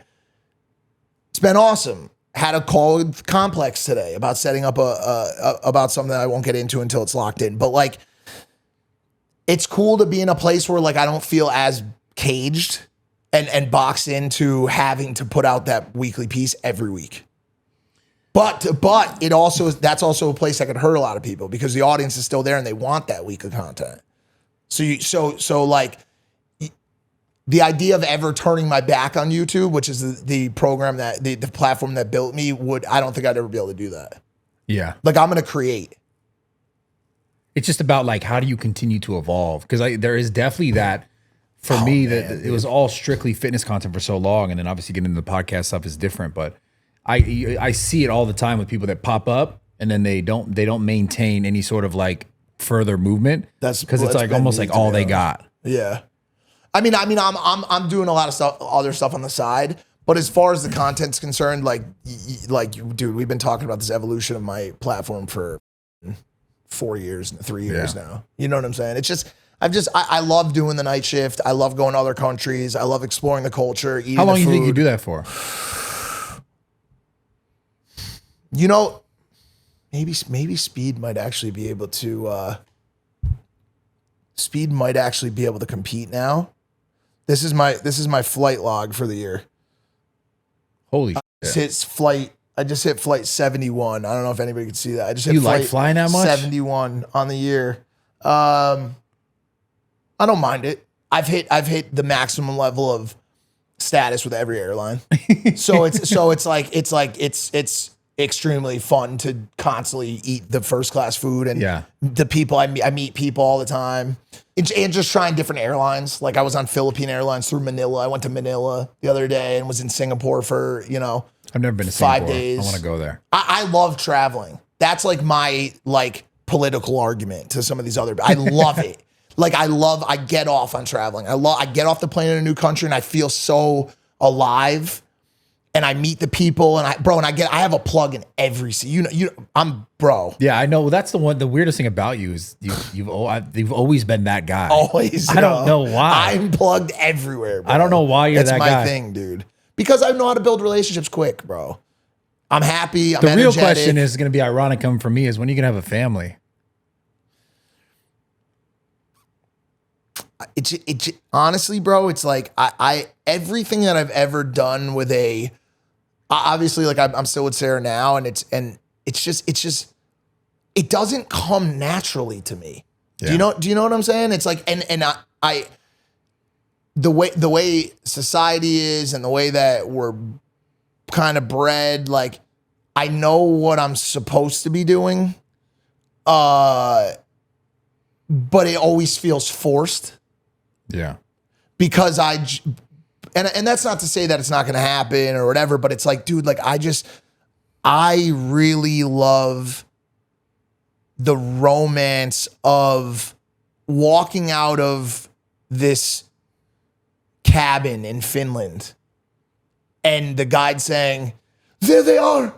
And looking up in the Northern Lights just being so prevalent. And the magic of that moment as it's -4 degrees. I'm standing there with Martyn Garrix and Lando Norris and looking at the Northern Lights in Finland. You know what I'm saying? And just 20 minutes later, I'm with a reindeer. And I'm like, dude, I didn't even know these things were real, bro. But I'm with a reindeer. And then I'm go-kart racing against Lando the next day, who just won F1 Singapore and is like the biggest thing in the world, right? And it's like a week later, I'm flying to Istanbul to get my hair done. Like, you know what I'm saying? Like I have really, really fallen in love with the romance of this world. And I mean that in the most blessed and to be able to say that, bro, where I'm sitting right now versus where I was sitting when I was 25 years old, to be able to say that I'm able to do this stuff, it's the most humbling thing to be able to actually do this stuff, to have, to be sitting in the locker room with Logan and MGK and before SummerSlam and have a team come in and say, hey, somebody wants to meet you, and then bringing me in and Jelly Roll is, so moved by me coming in there and him saying like, bro, your story has meant a lot to me over the years, and having those conversations and that travel and all of that stuff. That is what I love. Yeah. That is what I love. And that's not to say, I read a stat today, 93% of people can say that they have never regretted having a child, and 62% of people can say that they regretted not having a child. Wait, you just threw me through. Sorry. You just said, there's no way. That's 100 and something percent. No. They're different polled groups. So one is a polled group of parents and one is a polled group of non-parents. Okay, because wait. So 93% of parents are 100% happy with their decision to have had kids. Okay. And so I'd like to talk to the 7%. Yeah. They'd probably be funny as people, bro. Oh, and only 62% of people. Oh, I'm not good with stats. Yeah. 62%. I think it was 62% of people who were like beyond childbearing age said that they were happy with their decision to not have kids. So like the rest of them, or 62% of them regretted the decision. Basically, the crux of the stat was that people who have kids are instantaneously aligned with the fact that it is the most beautiful thing on the planet. Yeah. So is there a point in like the next few years where like I have the desire to do that and slow down? It's just, bro, right now I'm rocking. Yeah. I don't even show a lot of it. There's so much of it that I don't show, bro. But when I'm in these countries, I'm with the right people. You know, bro, I'm in the rooms. Yeah, I know. Like the rooms with the people, whether it's the Emir, the royal family of Abu Dhabi, the biggest business owner in Singapore. Like, oh, this is the guy that built this, you know, Marina Bay Sands. Like he owns it. You know what I'm saying? That's who I'm having the dinners with and flying on the planes with. And it just right now, the idea of saying, okay, cool, I'm gonna trade that in and just go settle down. It just doesn't seem like the right time. Yeah, I understand that. Like Logan timed it perfectly. Logan, by the time this episode comes out, he'll have had the kid. Like they're right there. Congrats to Logan, by the way, man. That's early congrats. I was just when is that gonna be? Right now. Oh, to send him. Right now, bro. They're like right at the finish line. So by the time this episode comes out, it's done. And dude, God bless him. And I love him and Nina so much, and I'm so happy for them. And just from a timing standpoint, it's like, dude, imagine all of that work you put in for 10 years got you to this brand that, like, if everything fell apart tomorrow, you're kind of good, bro. Yeah. No, you're very good. And by the way, so is your kids, so are your kids, your grandkids, and their kids. You know what I'm saying? He did it. Yeah, exactly. I mean, there's no arguing that. However anyone feels about Logan Paul, he did it. Yeah. Like, so at the end of the day, man, I picked the right teammate. I've said it plenty of times, and I have tons of respect for that guy. Yep, like what 100%. he's done is incredible, and people love. Like we talk a little about the clickbait bullshit, but a question on that, when you said Nina, it just made me think about this Dylan Dennis. I hate to bring this up, but is he still pursuing that? I believe so. Dude, that's got to be tough for him. For Dylan. I don't think Dylan's gonna have any money left. Yeah, I know, it's pretty crazy. I honestly like, and dude, like, I guess technically, like, I have to hate him by way of what he did. Yeah, but I don't. But I'm just such a new. I generally feel bad for people that are hurtful towards others because I know what their internal dialogue looks like. I don't look at people who spew hateful rhetoric on Twitter and say, like, this person's a piece of shit. I just say this person, they hate themselves. Something. It's sad. It's really sad. I wake up every day. If you see me at 7 a.m. and I've never met you before, and you've maybe you know me, maybe you don't, I'm going to smile at you. I'm going to say, dude, I hope you have a great day today. It was awesome to meet you. What's your deal? Let me tell you about this. Let me have a conversation. I'm going to move on to the next person. I'm going to do the same thing. 12 a.m. Even if some fucked up shit happens that day. And I mean this, this is my one of my biggest goals in life is to never falter on that. I don't give a what I'm going through. If I run into you in public, have you ever had a negative interaction with me? Personally, no. But so wait, I want to ask you a question. And that's because I have a tremendous amount, even though I'm not great always in my mind. And I'd like to talk about this place that I went to recently as well in Nashville called Onsight.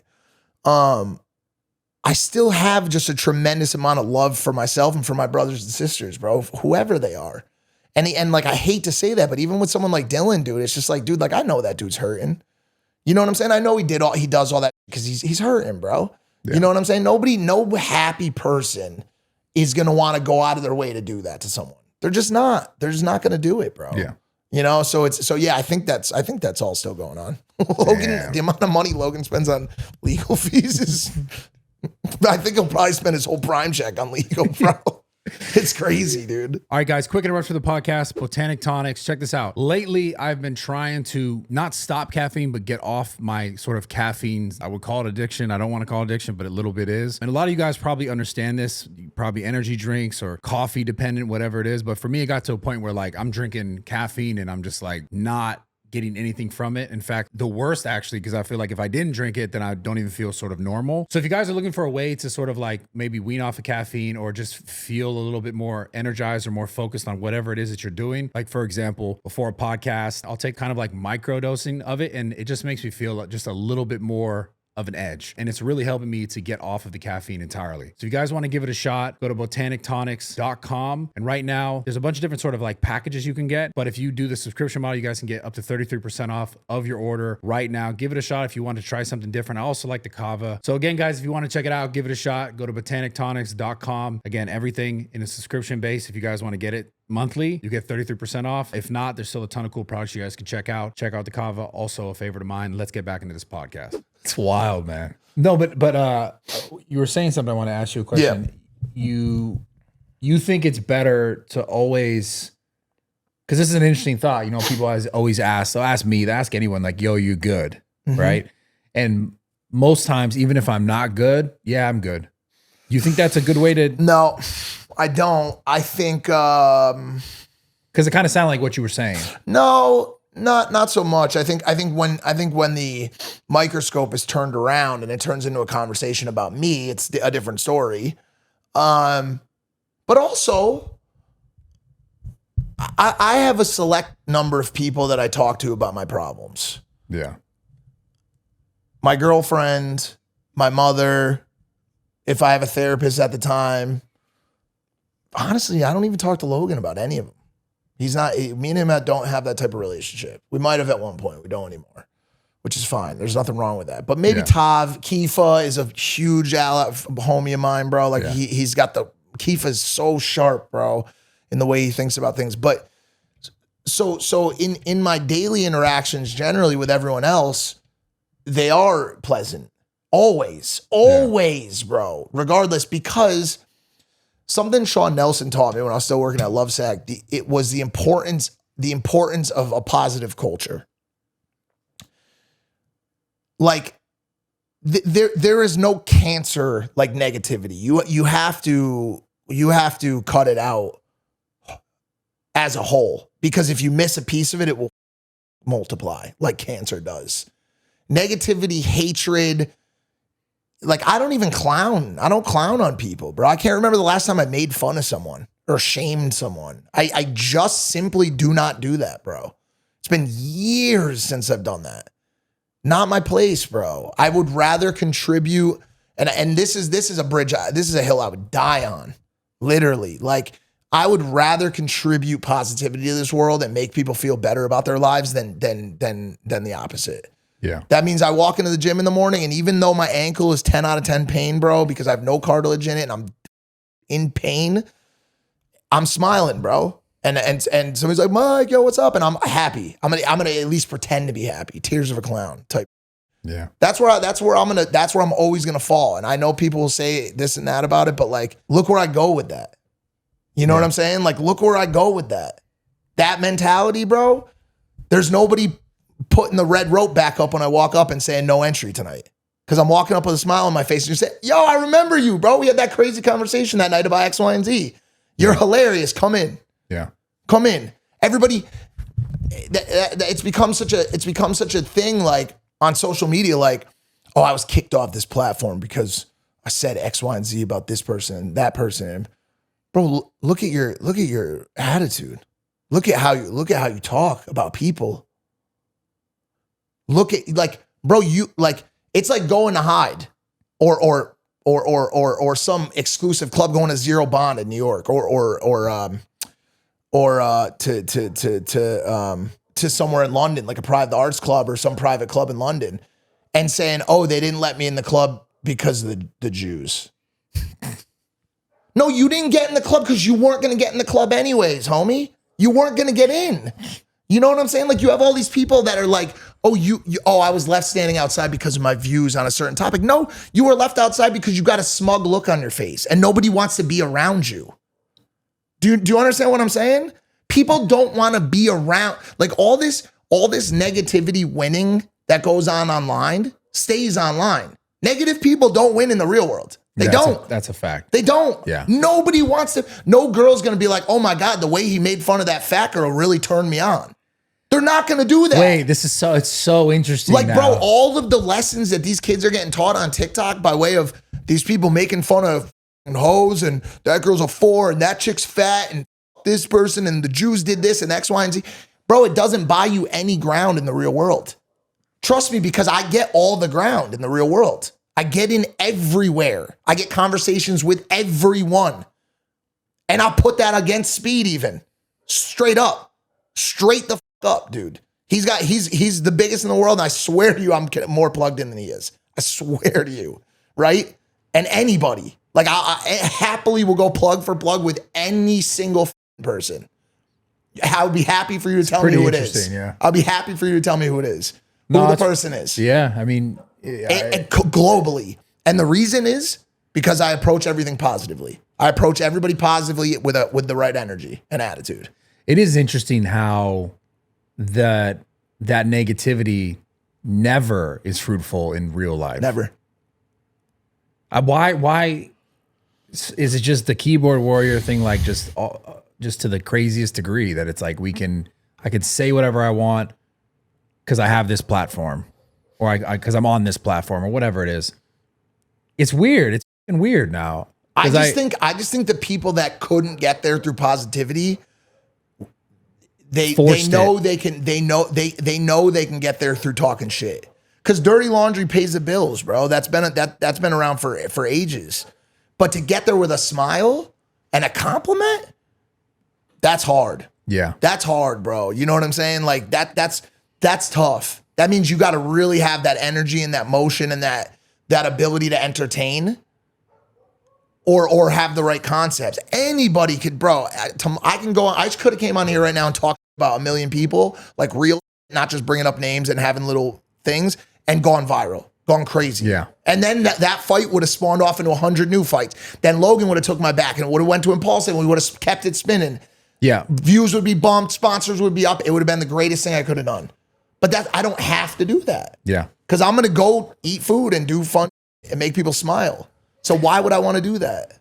So obviously I mean, I don't have to ask you specifically how you got to that point. And probably most of the people like know how you got to that point, who've seen you, who've watched you over the years. But people who are like trying to get to that point, how do they do it if it's so difficult? Because I do agree, like to be the person who's aspirational, who's inspirational, who's like teaching someone or giving someone good, especially nowadays on the internet, is getting no traction. Like unless they're doing like, how are they? Because now there's a million motherfuckers who are probably trying that same sort of angle. And then, they look and they go, wow, this guy just says negative or whatever it is. And the traction is here. My traction is here. How do I maintain this to get to where I really want to be in a position like we're talking about right now? How do you do it now? Do you mean in terms of like garnering subscribership and growth of channels, or do you mean from like a room work standpoint? Like in terms of room work, you talk about real life, completely different thing. I'm just saying from a subscriber, views, engagement, traction, popularity. Because the room work thing is like that's a real talent, like a real different talent. I mean, I think there's a million other cheat codes besides negativity. Negativity. I think value. I think value is a big one nowadays. I think we're in a place now where value is true value is a really meaningful and possible direction. And by value, I mean finding a niche that is curious about a topic and creating some level of thought leadership or expertise on it, right? So like you at one point were valued as the fitness influencer. Like, yo, I watch Bradley because I'm curious about his journey, his supplements, his weightlifting. You caught on to value before a lot of people did. Yeah. And I've done some of it, mostly substance-based, put out the book, and a good amount of my audience is value-based, but I'm trying to make it more. Which like, let's not shy away from the truth. Like the majority of my cheat code had been girls for a long time. And I was the biggest at it. Yeah. Number one, right? And you crushed that. I mean, there's no denying that. It's amazing. I was like, holy shit, I got to get her on my podcast. Bro, I had to like get out of it for a number of reasons. Just because like I think as I got older, it just became. I wouldn't say it was never weird. Like the conversations were always super. All the girls always were cool with me. I was either friends with them, I was hooking up with them, whatever. But it was always playful. You know what I'm saying? And maybe they wanted to get viewer, whatever, right? Like, but it just felt like at one point like I was either gonna have to make a thoughtful push towards the Hugh Hefner type vibe of being like this older older promoter of promiscuity and sexuality. And I like. So at one point you felt that and you were like, this is where it's going to go. I mean, it's where it was, right? And that's when my viewership was highest. It wasn't even just Lana. It was like even post Lana, like, bro, I could have kept that going forever. Like there's some new hot girl right now that would have been in the content if I kept it going. Like who's like the hot like girl right now? I mean, technically it's still Sky and Corinna.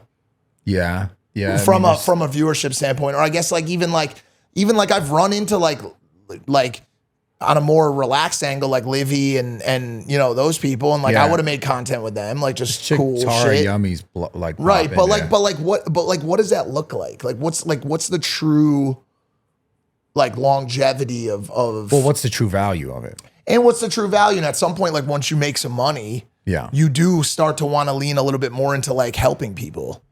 And that's not helping people. That's one thing I do agree with on a lot of these, guys on X is like, I don't watch porn, bro. I literally don't watch it. I know. I do feel I'll never be a person to like truly regret. Like I'll look back and be like, oh, I could have done that a little bit differently. I never was promoting specifically like go download her OF, like go to this page, it was more so just like showcasing like who the girls were as people. You know what I'm saying? Like I wasn't trying to like overly go crazy on the sexuality. There was obviously sexual undertones, but it is really, I think it's I'm more curious and interested to see how this social experiment plays out. The pornography thing? Yeah. I think it's terrible, bro. I think it's destroying people's fucking. What do you think's the core? What do you think's the core? The core problem? Yeah. What do you think the core like issue, like the core issue is with it? Like, what do you like the main one or the top three? I think your connection with yourself sexually is a big thing that people they're not even thinking of. Like being able to be satisfied or to satisfy, like the idea of that is completely skewed by whatever you're seeing or whatever you think is. Yeah, it gives you like a false reality of what intercourse looks like. 100% false. And I think it could, for a lot of people, could maybe even push people away from like doing it because maybe they don't think they're well equipped enough, or they think that like they should be doing this or doing that, and maybe they don't feel comfortable. So there's like that whole psychological thing that probably pushes people away from just sex in general, like real sex.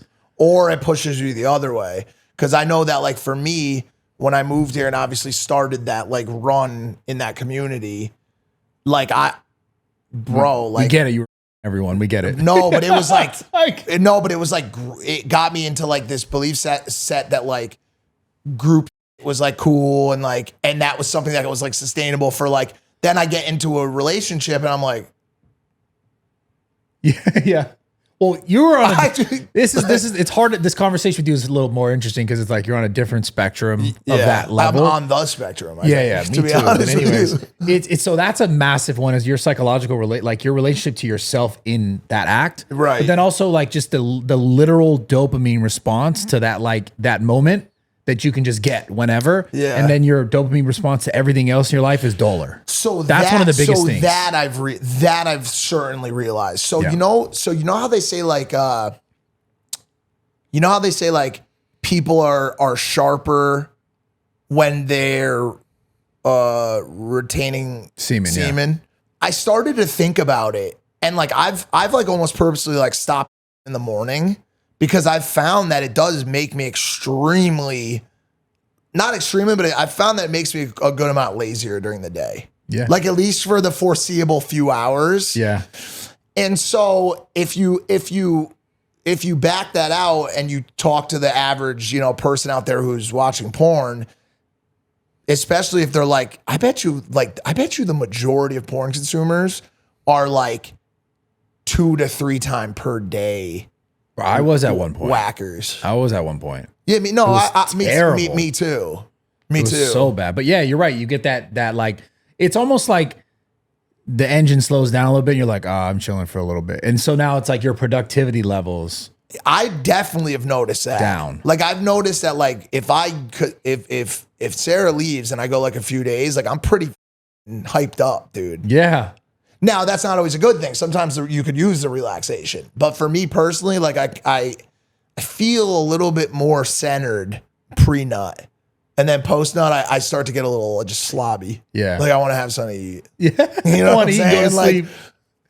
That's exactly how I feel. And it's like, and it's hard because the morning we usually do end up doing it in the morning a lot, and then I go to the gym after.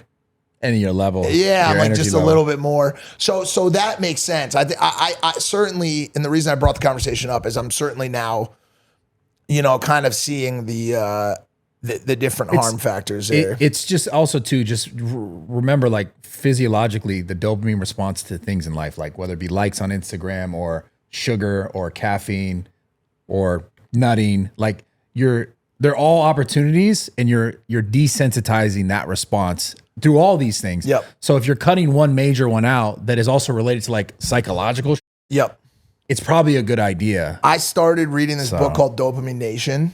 Yeah. Which is like you're doling yourself fully about this. Yeah. Because I did want to quickly bring up this place I went to in Nashville. So I've been kind of all over the place as far as like my own personal health, mental health has been concerned over the past like 3 or 4 months. I kind of been up and down a little bit, like not super.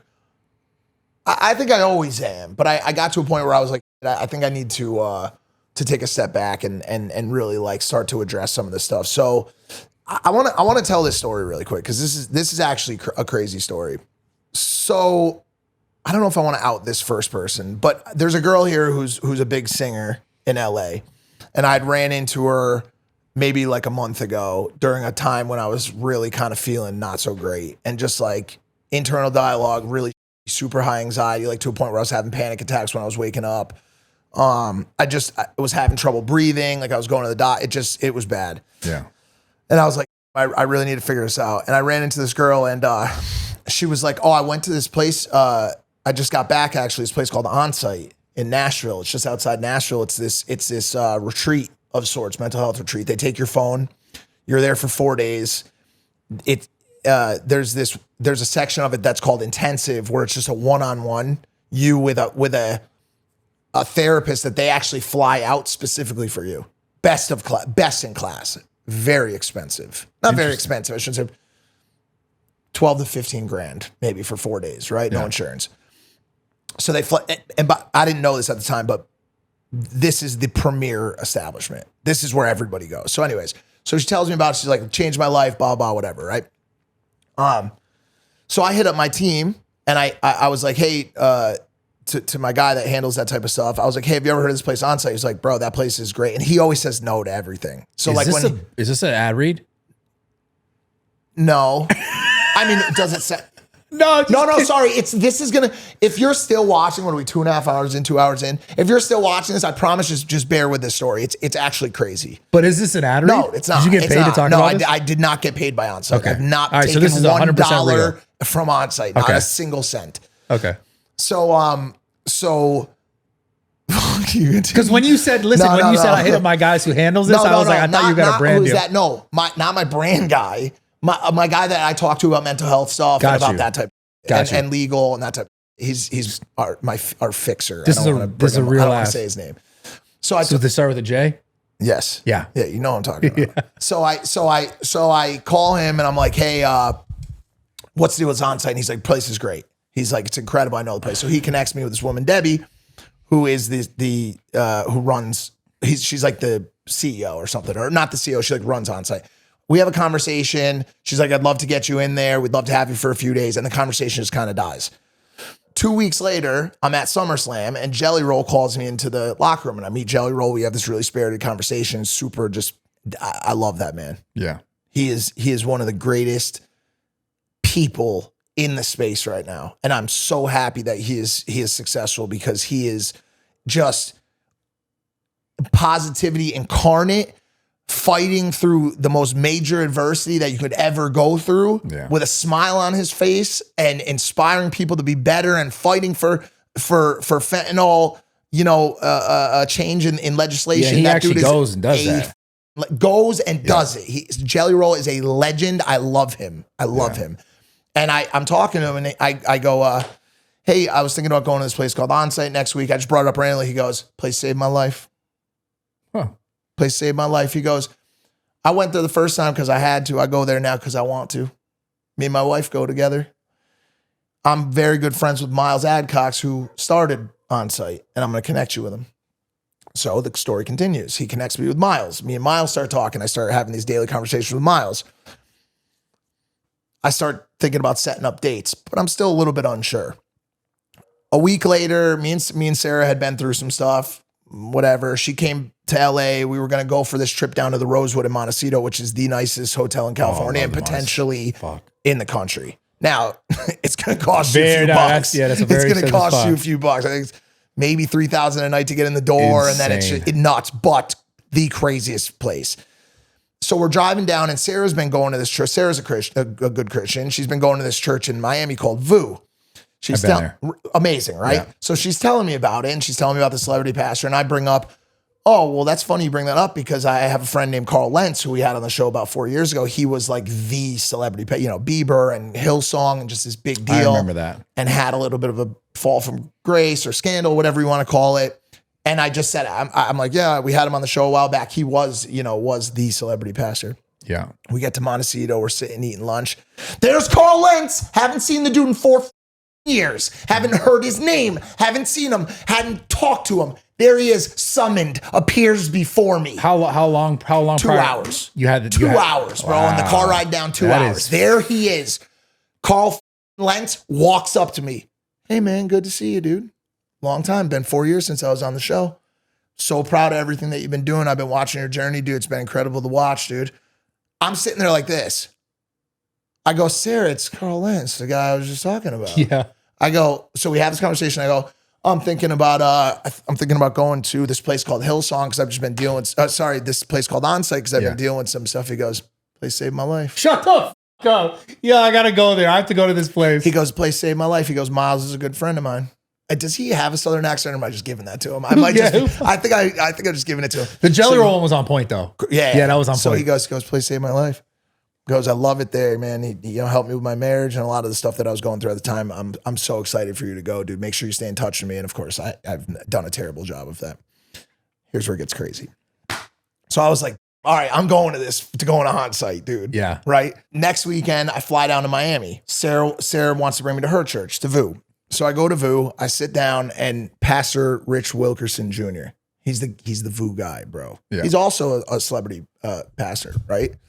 Runs 4 of these VU churches in Miami. I walk in, I'm like, let's see what this is about, because Sarah's been raving about this place. I sit down, and the whole sermon is about healing. You have to heal. My brother's out there in the audience watching this. Maybe you are not evil. Maybe you are just empty. You need to heal that trauma that's within you. And I'm thinking to myself, I'm like, bro, I'm going to Onsight in 4 days. It's the whole point of going there. It is a trauma retreat for healing. Yeah. So I'm already getting goosebumps in the church. I'm sitting there watching the sermon. I'm like, I cannot believe that this is happening on this day. So I leave the church. This is real. This isn't like some magical bull story I'm telling you. So I leave the church. I message Pastor Wilkerson Jr. on Instagram. Hey man, I was in your session in Miami City today. I was watching the sermon about healing, and it really spoke to me, and I appreciate that. I said, wow, man, dude, thanks so much. He responded, wow, thanks. I'm so happy that you came to see the service. How long are you in Miami for? Because I'd love to get lunch with you and maybe talk about social media or whatever, because I'm working on some stuff. I was like, well, I'm here till Thursday because I have to go to Nashville on Thursday. And he goes, that's crazy. I'm going to Nashville on Thursday. I said, oh, what flight are you on? He goes, the 1:37 p.m. Miami to Nashville. I go, stop it. What seat are you in? Yes. 2A, 2B. 2A, 2B. He is sitting next to me on the flight to Nashville, bro. Where is he going? To Nashville to speak at another church in Nashville. He's not going on. Okay. But if regardless, I would have been like, God. But on the plane, I brought it up to him. He goes, I know all about it. I've got a number of friends that go there. I know who Miles is. Fantastic place. To let me know how it is, because I've been wanting to go there myself. So we're on the plane, and so think about me having this entrance to Nashville where I'm about to put my phone away, and the last thing that I'm doing is having a personal prayer done for me by Rich Wilkerson Jr. in 2A and 2B on this flight to Nashville. to go to Onsight. Like I was so ready, dude. I could not believe that all of those things happened, man. It was the first time in my life where I truly felt the difference between serendipity and God. Like, bro, there's no coincidence where all of those things happen in a row so neatly. Yeah. That you are sat next to someone who was just preaching about the very thing that you are looking for and the importance of doing so. Like, crazy, bro. Yeah, that's God. Crazy. That has to be. So I go there. I go to this place to Onsight. They take my phone away for 4 days. I got no phone. The dopamine levels, swing back. I'm going to sleep at 8 o'clock. I'm waking up at 7. I'm doing equine therapy with horses. Whoa, that's dope. It's sick. You want to know what's crazy about horses? You have to be present. They're giant. They're massive animals, and they know when you're not paying attention to them. The relationship with a horse is created by being present. Their heart is 4 times the size of ours. You feel the energy of a horse when you're next to it. It is a palpable feeling. If I'm looking down or looking there or thinking to myself all that usually is going on inside my head, I'm not going to I'll know in a second that horse is not connected with me. So then they have you have this connecting time, and then you're going to go and figure out just how meaningful that connection you had with them was when you try to lead them without a rope. Yo, follow me. Oh, what the And the horse followed me. It was crazy. His name's Waylon. And they were like, oh, he doesn't always connect with everybody. It's your homie now? Well, my homie, bro. Waylon. My homie, bro. And I had a moment at the fence where I wanted to see him again and say goodbye to him. And he was talking to this. He was standing at the fence line. Yeah. And every time I would come over after I had that interaction with him, he would put his head over and come up to me, remembered me. And he wouldn't do it to anybody else because they hadn't done the equine therapy. Because I had this upgraded package or whatever. Yeah. Right? Yeah. So then that day I saw him and I was about to leave. And there was one woman standing at the fence and she was sobbing, which you see in these retreats. Yeah. It's something you see. People are going through a lot of, that was another thing I realized there was how minuscule and I don't like to do that to myself, but dude, there were people there going through real, meaningful and recent pain. Like when you're sitting there and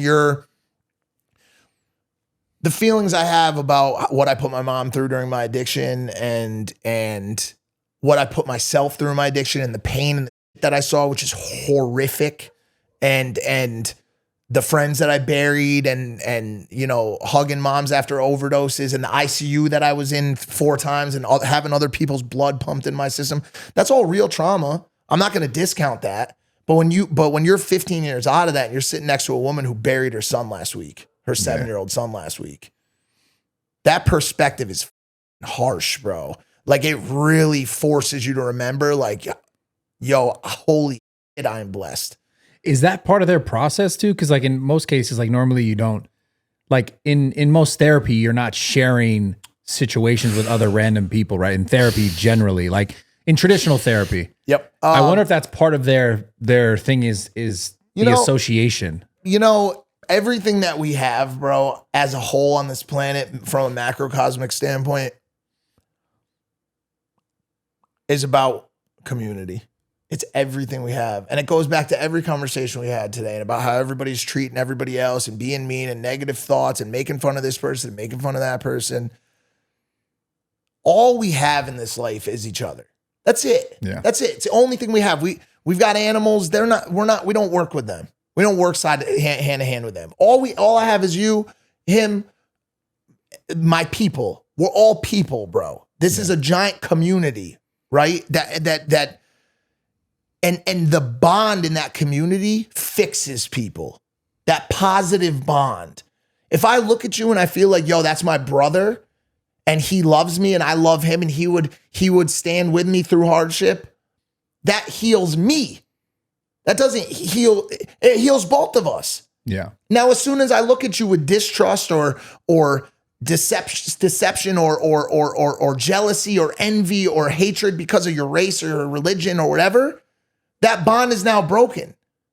This community is now weaker as a result of it. All we have is the bond that we have between each other as humans. So when you go to a place like this, this being my second, third, fourth, 10th, 100th time of being in a community like that, because I've been through the rehab circuit. I've been through, those rooms, they call them the rooms, with other people like me. Nothing is going to make you feel better. No, the horse isn't, the therapist isn't, nothing is going to make you feel better than knowing that there are people that are going through that the same you are. There's no better feeling. Yeah. There is no better healer in this world than you talking to someone about your and then being like, man, I'm going through the same, bro. Like, how do you deal with it? And now all of a sudden, as opposed to you asking me how I would deal with the death of my father, you're now talking to someone who's gone through it. How does that conversation change? Oh my God, bro. You think it's because you don't feel alone in it? 100%. And you're talking to someone who has a toolbox. Maybe they have different tools than you do. Yeah. Now maybe they're a little further along the line. Everyone in that community is trying to build a house, and everybody in it has different tools. The house is going to get built. I get it. But if I only have a saw or a smile or whatever, but I'm missing the ability to. My problem is I don't have control of my mind. I don't have control of my mind. That's my main issue. One of my main issues. My mind will do what it wants to do. So that's my biggest thing that I'm working on right now. One of the things that I learned there was, it was very interesting to learn about thoughts. We get so hung up in our thoughts. Do you get hung up in your thoughts? Oh my God, bro. Yeah. Everybody out there watching this. Now you want to see something funny? What's a thought? What is a thought? Inner monologue, inner dialogue. What is it? What is it? Like, why is it there? Like, what is it? Well, it's not physical. Right. You make metaphysical, like physiological, like what is do you know what I'm saying? Like, what is it? I think it's a feeling. I think is it a thought or is it a feeling? Because the thought is directly related to some sort of feeling, right? They do. They all play together. So it becomes physical. For sure. So and by the way, what you just said right there is important too, because people don't realize how much their body plays into their mind. Oh yeah, and then it goes back and forth. Is stored here, not here. Yeah. That people don't know that. There's a book called The Body Keeps the Score, which is a trauma-based story about how your body retains trauma. Yeah. But we start talking about these thoughts and how we can recategorize, because what we all need to do is recategorize the importance of thoughts. Thoughts are just simply thoughts. They have no meaning. They have no meaning. You need to get, so the one helpful analogy that I took out of it for thoughts was when you look in the sky and you look at the clouds go by, if you saw a cloud that intrigued you or sparked your interest, I don't care how cool the cloud is or how up the cloud is, you're not going to spend the next 2 months of your life looking at that cloud. You're just not going to do it. You're going to look at the next cloud, and then you're just going to stop looking at the clouds. Yeah. You're not going to pay, you're not supposed to be, we are not supposed to be attached to our thoughts like this. I'll speak for myself. There are some people out there who probably don't feel what I'm saying or what you're saying, which is fine. You are supposed to view your thoughts like a current of information, but you're not supposed to be getting caught. So I've started to really embody that and have this idea that my thoughts are clouds. They're just passing by. Yeah. Well, I think this thing is getting attached to like the thought in relationship to like whatever it is that you feel like you're missing or you should have had. Like a lot of times, all these things, they all relate to that, like the attachment of. But what's that attachment? To something. No. But what is the attachment? A vision of what your life should feel like or should look like. But what is all that? But it's not real. Like because it's a what? It's a thought. It's a thought. But do you know what I'm saying? Yeah, but so it's like now you're talking about clouds that are combined to each other.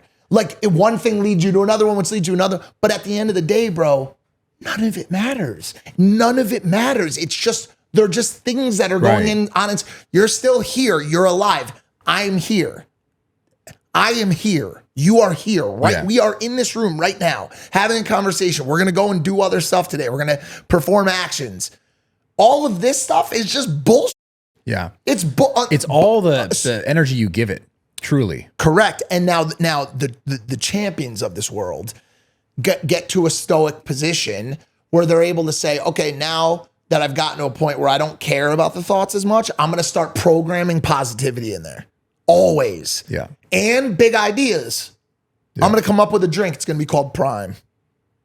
I'm going to come up with a, whatever. Yeah. Nuclear bomb. X, whatever it is, Yeah. right? Like, because they got so good at ignoring the bullshit and pushing the bullshit out that they actually started to introduce complex, positive, and productive thinking into their mind. I'm not there.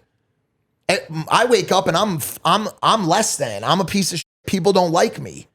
I'm this, I'm that. I'm too old. I'm not funny. That's not how my mind is supposed to be working. Yeah. I should be waking up every day telling myself, yo, you're incredible. You're an incredible human for what you've been through. The book you wrote, the things you're doing. People love you. They love your positivity.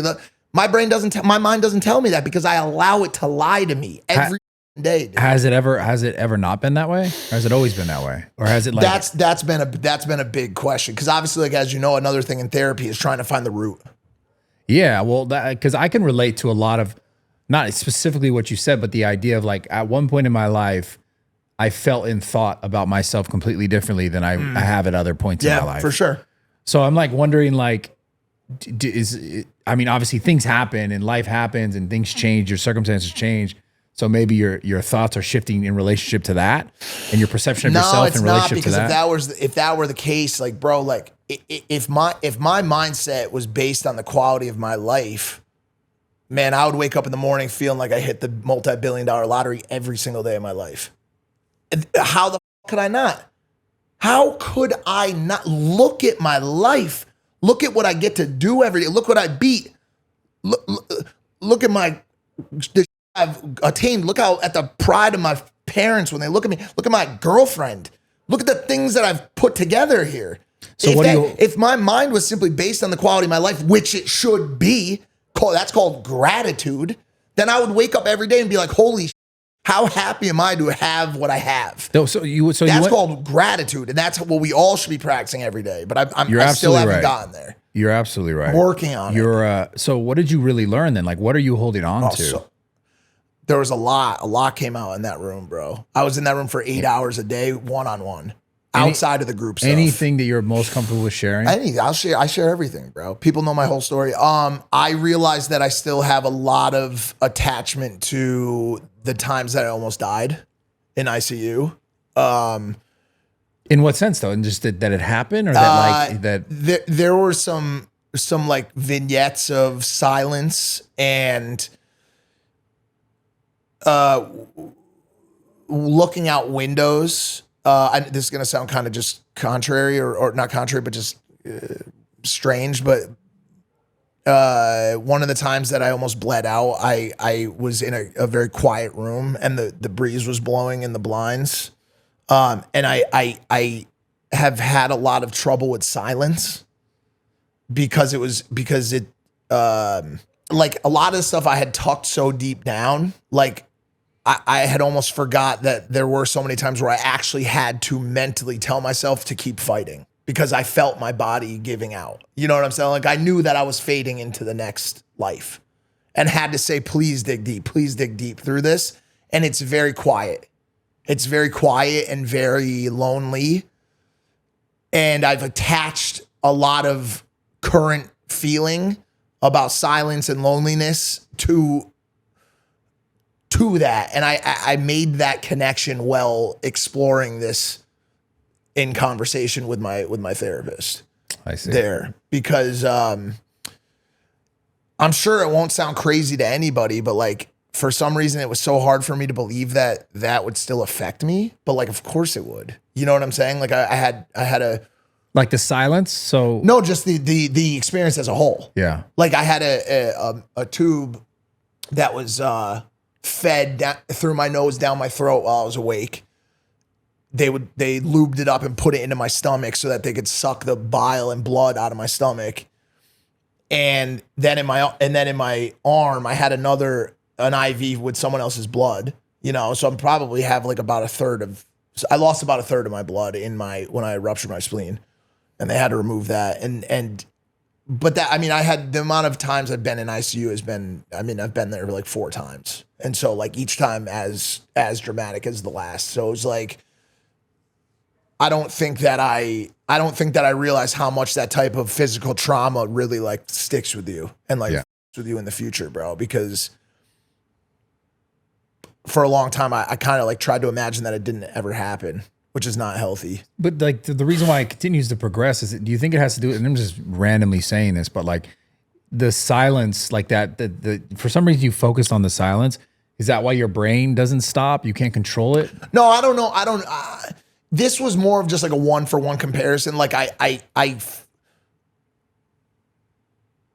find myself like looking. I've always looked at windows a little in like a little bit of like a somber and melancholy way, especially like if the breeze is blowing in the curtains, because I made a very direct comparison to those two.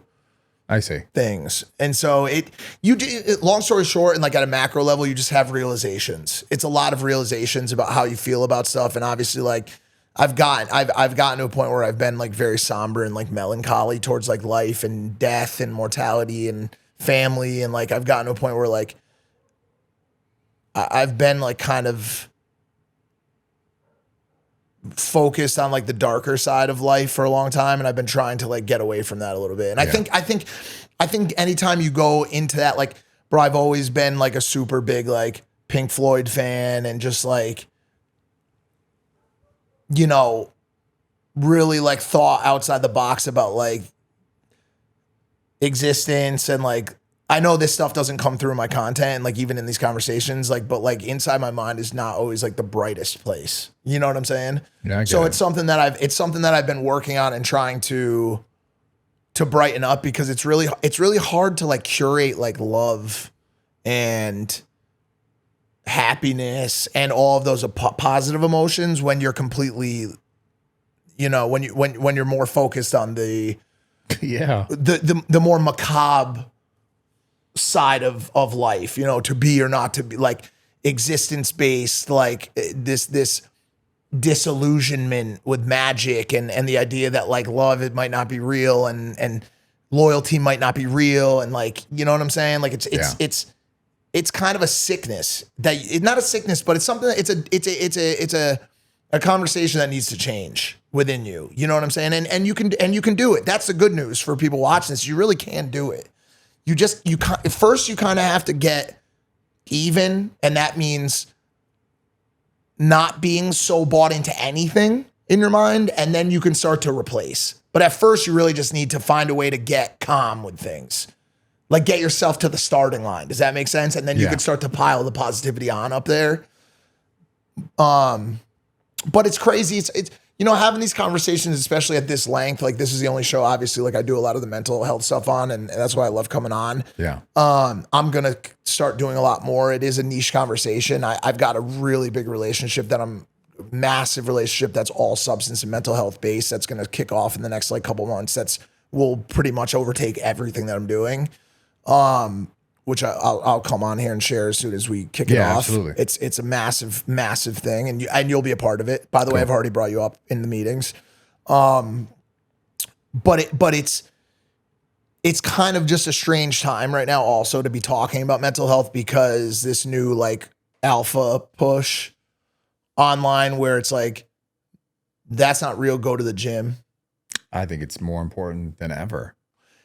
Correct. Yeah. Us having this conversation. Correct. No, correct. But do you know what I'm talking about? Like that whole like, I go to the gym every single day. You go to the gym. You are the example of going to the gym. Yeah.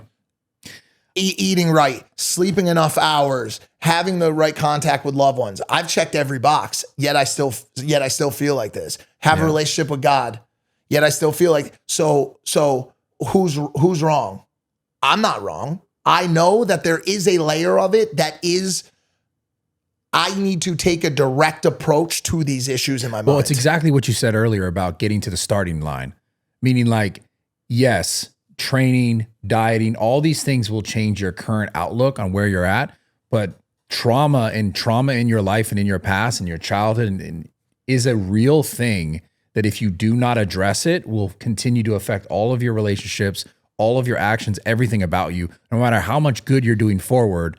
If you don't go back and unpack, it doesn't matter. It is something else will come along in your life that'll hit you, and it'll be like, oh, why did this happen to me again?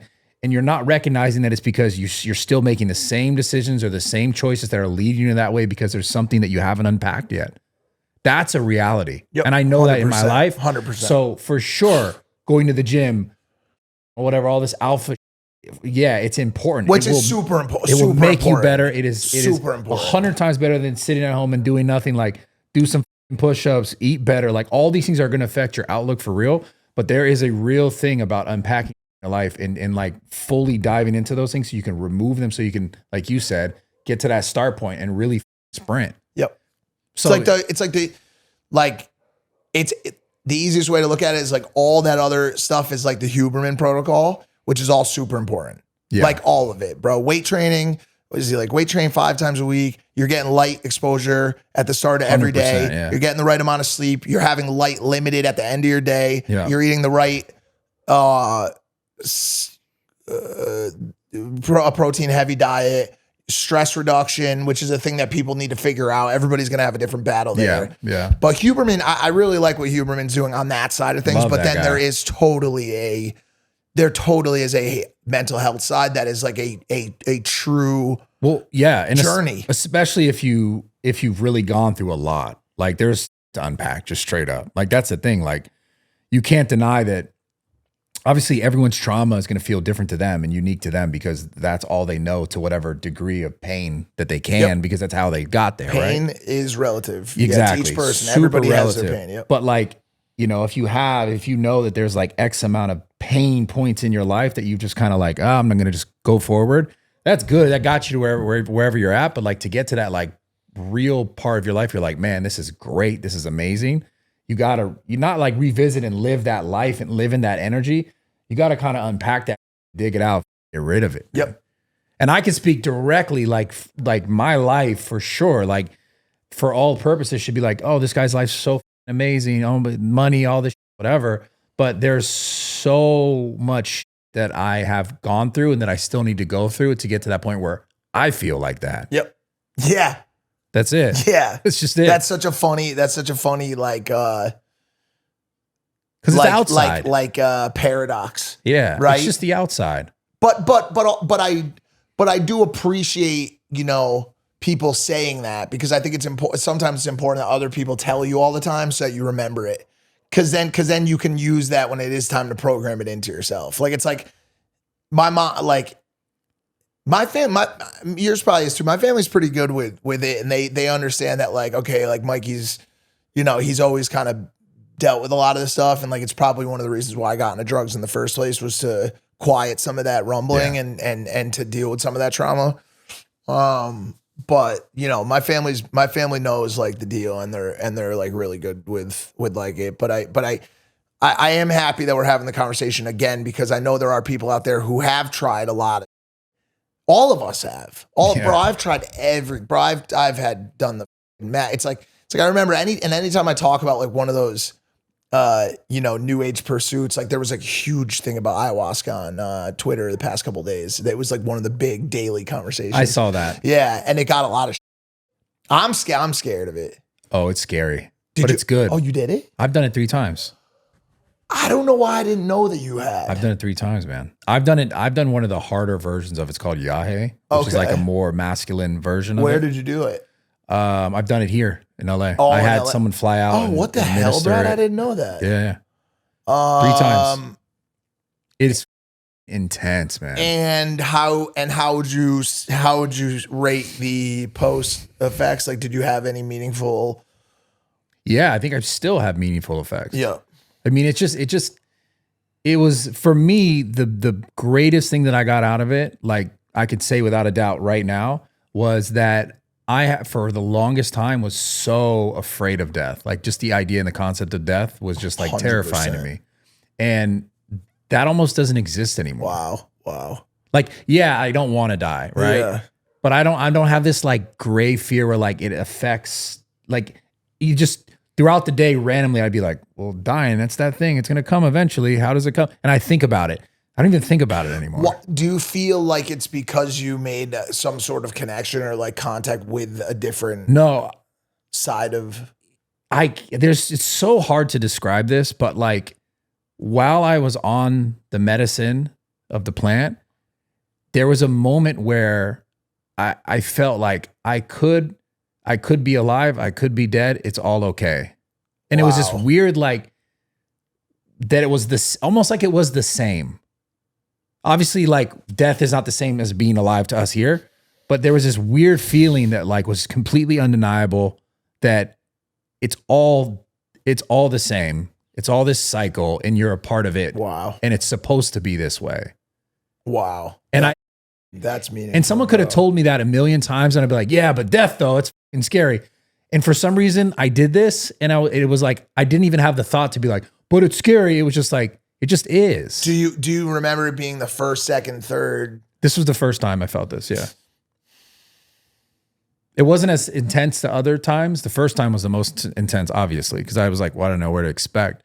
And it was like a straight up, like, it was like a light mushroom feel to like, holy, I've never felt anything like this ever, like instantly.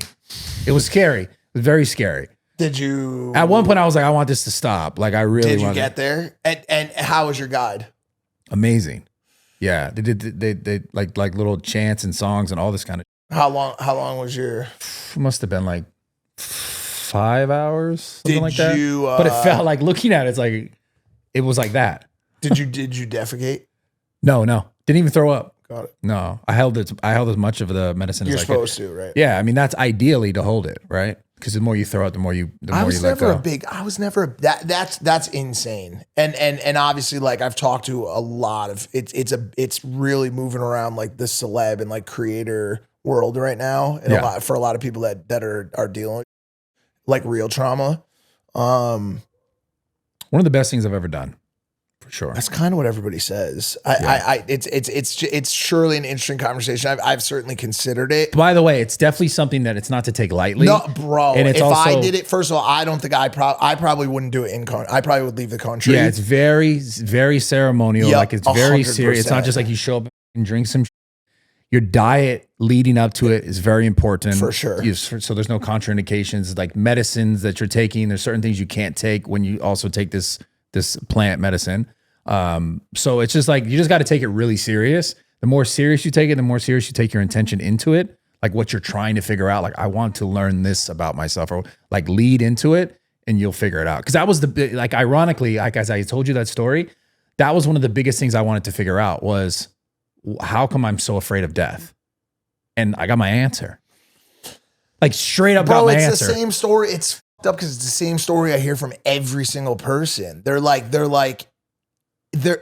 basically, there was a wall between me and the answers I was looking for, and I had destroyed the wall. And it brought the wall completely. And down. I'm the guy that I know better. Of course. I know better. And I know that I know better. Like, I know the answer, that it's okay and it's a part of life, but I just couldn't accept it. And in that moment, I was like, I don't have a choice to accept it. This is just it. Yeah, it kind of like makes him. I just felt it. It wasn't like I was like, I'm resisting this and I don't have a choice. Right. It was like, I'm so okay with it. And I was like, I had no option in my heart. It just was like, this is just it. And I'm good. And then my life has been better since, for sure. I mean, there's still things I got to figure out and work on, but that specific thought hasn't come back. And that's one of the biggest things that would spur my anxiety. Like, I'd have panic attacks and I randomly. can certainly relate to that. Yeah. I can certainly relate to those spikes of anxiety being related to mortality and that type of thing. So, man, yeah, it was amazing. Wow. Well, it's just crazy to keep hearing that over and over again from different people, because it's like, at some point I'm probably just gonna have to pull the trigger on it, because a lot of people in the community that I work in the therapy world have not been pushing me, but just been saying, like, listen, like, they'll basically be like, this hour-long session we're having right now, and I'm like, yeah, and they're like 30,000 sessions in 5 hours. Yeah, I mean, it's like forced. 30,000 sessions. It's forced. It's crazy, man. It's just, I mean, it's a literal thing that is interacting with your brain in a way that, like, you can't deny it. Like, it's just a weird the weirdest feeling that I've ever had was just like this weird calm in like the most terrifying moment, like being completely terrified and just being like, but I'm good though. No matter what happens, I'm good. Yeah. I want to go to one of those centers. You know who,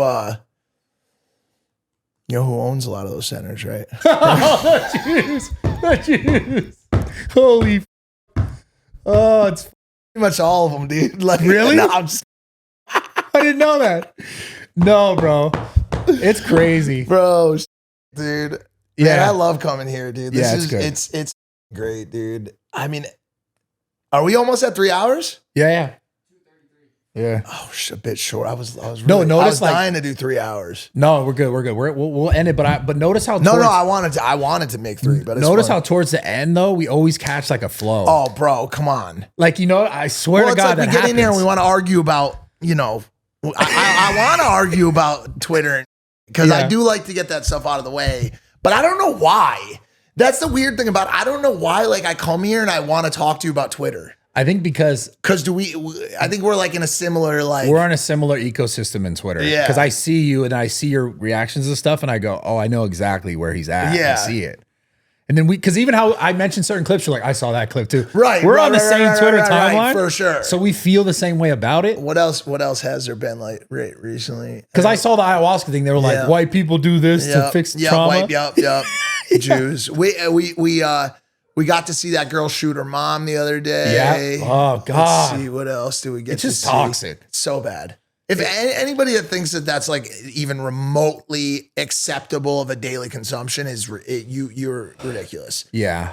No one should be consuming that garbage every fucking by the way, that goes for any social media. If I can tell you how I felt after 4 days with no phone, Oh, man. they go, bro, they come up to me at the end, they go, your car's about to be here. Here's your stuff back. I go, is the car here yet? Why are you giving me this now? I don't want it.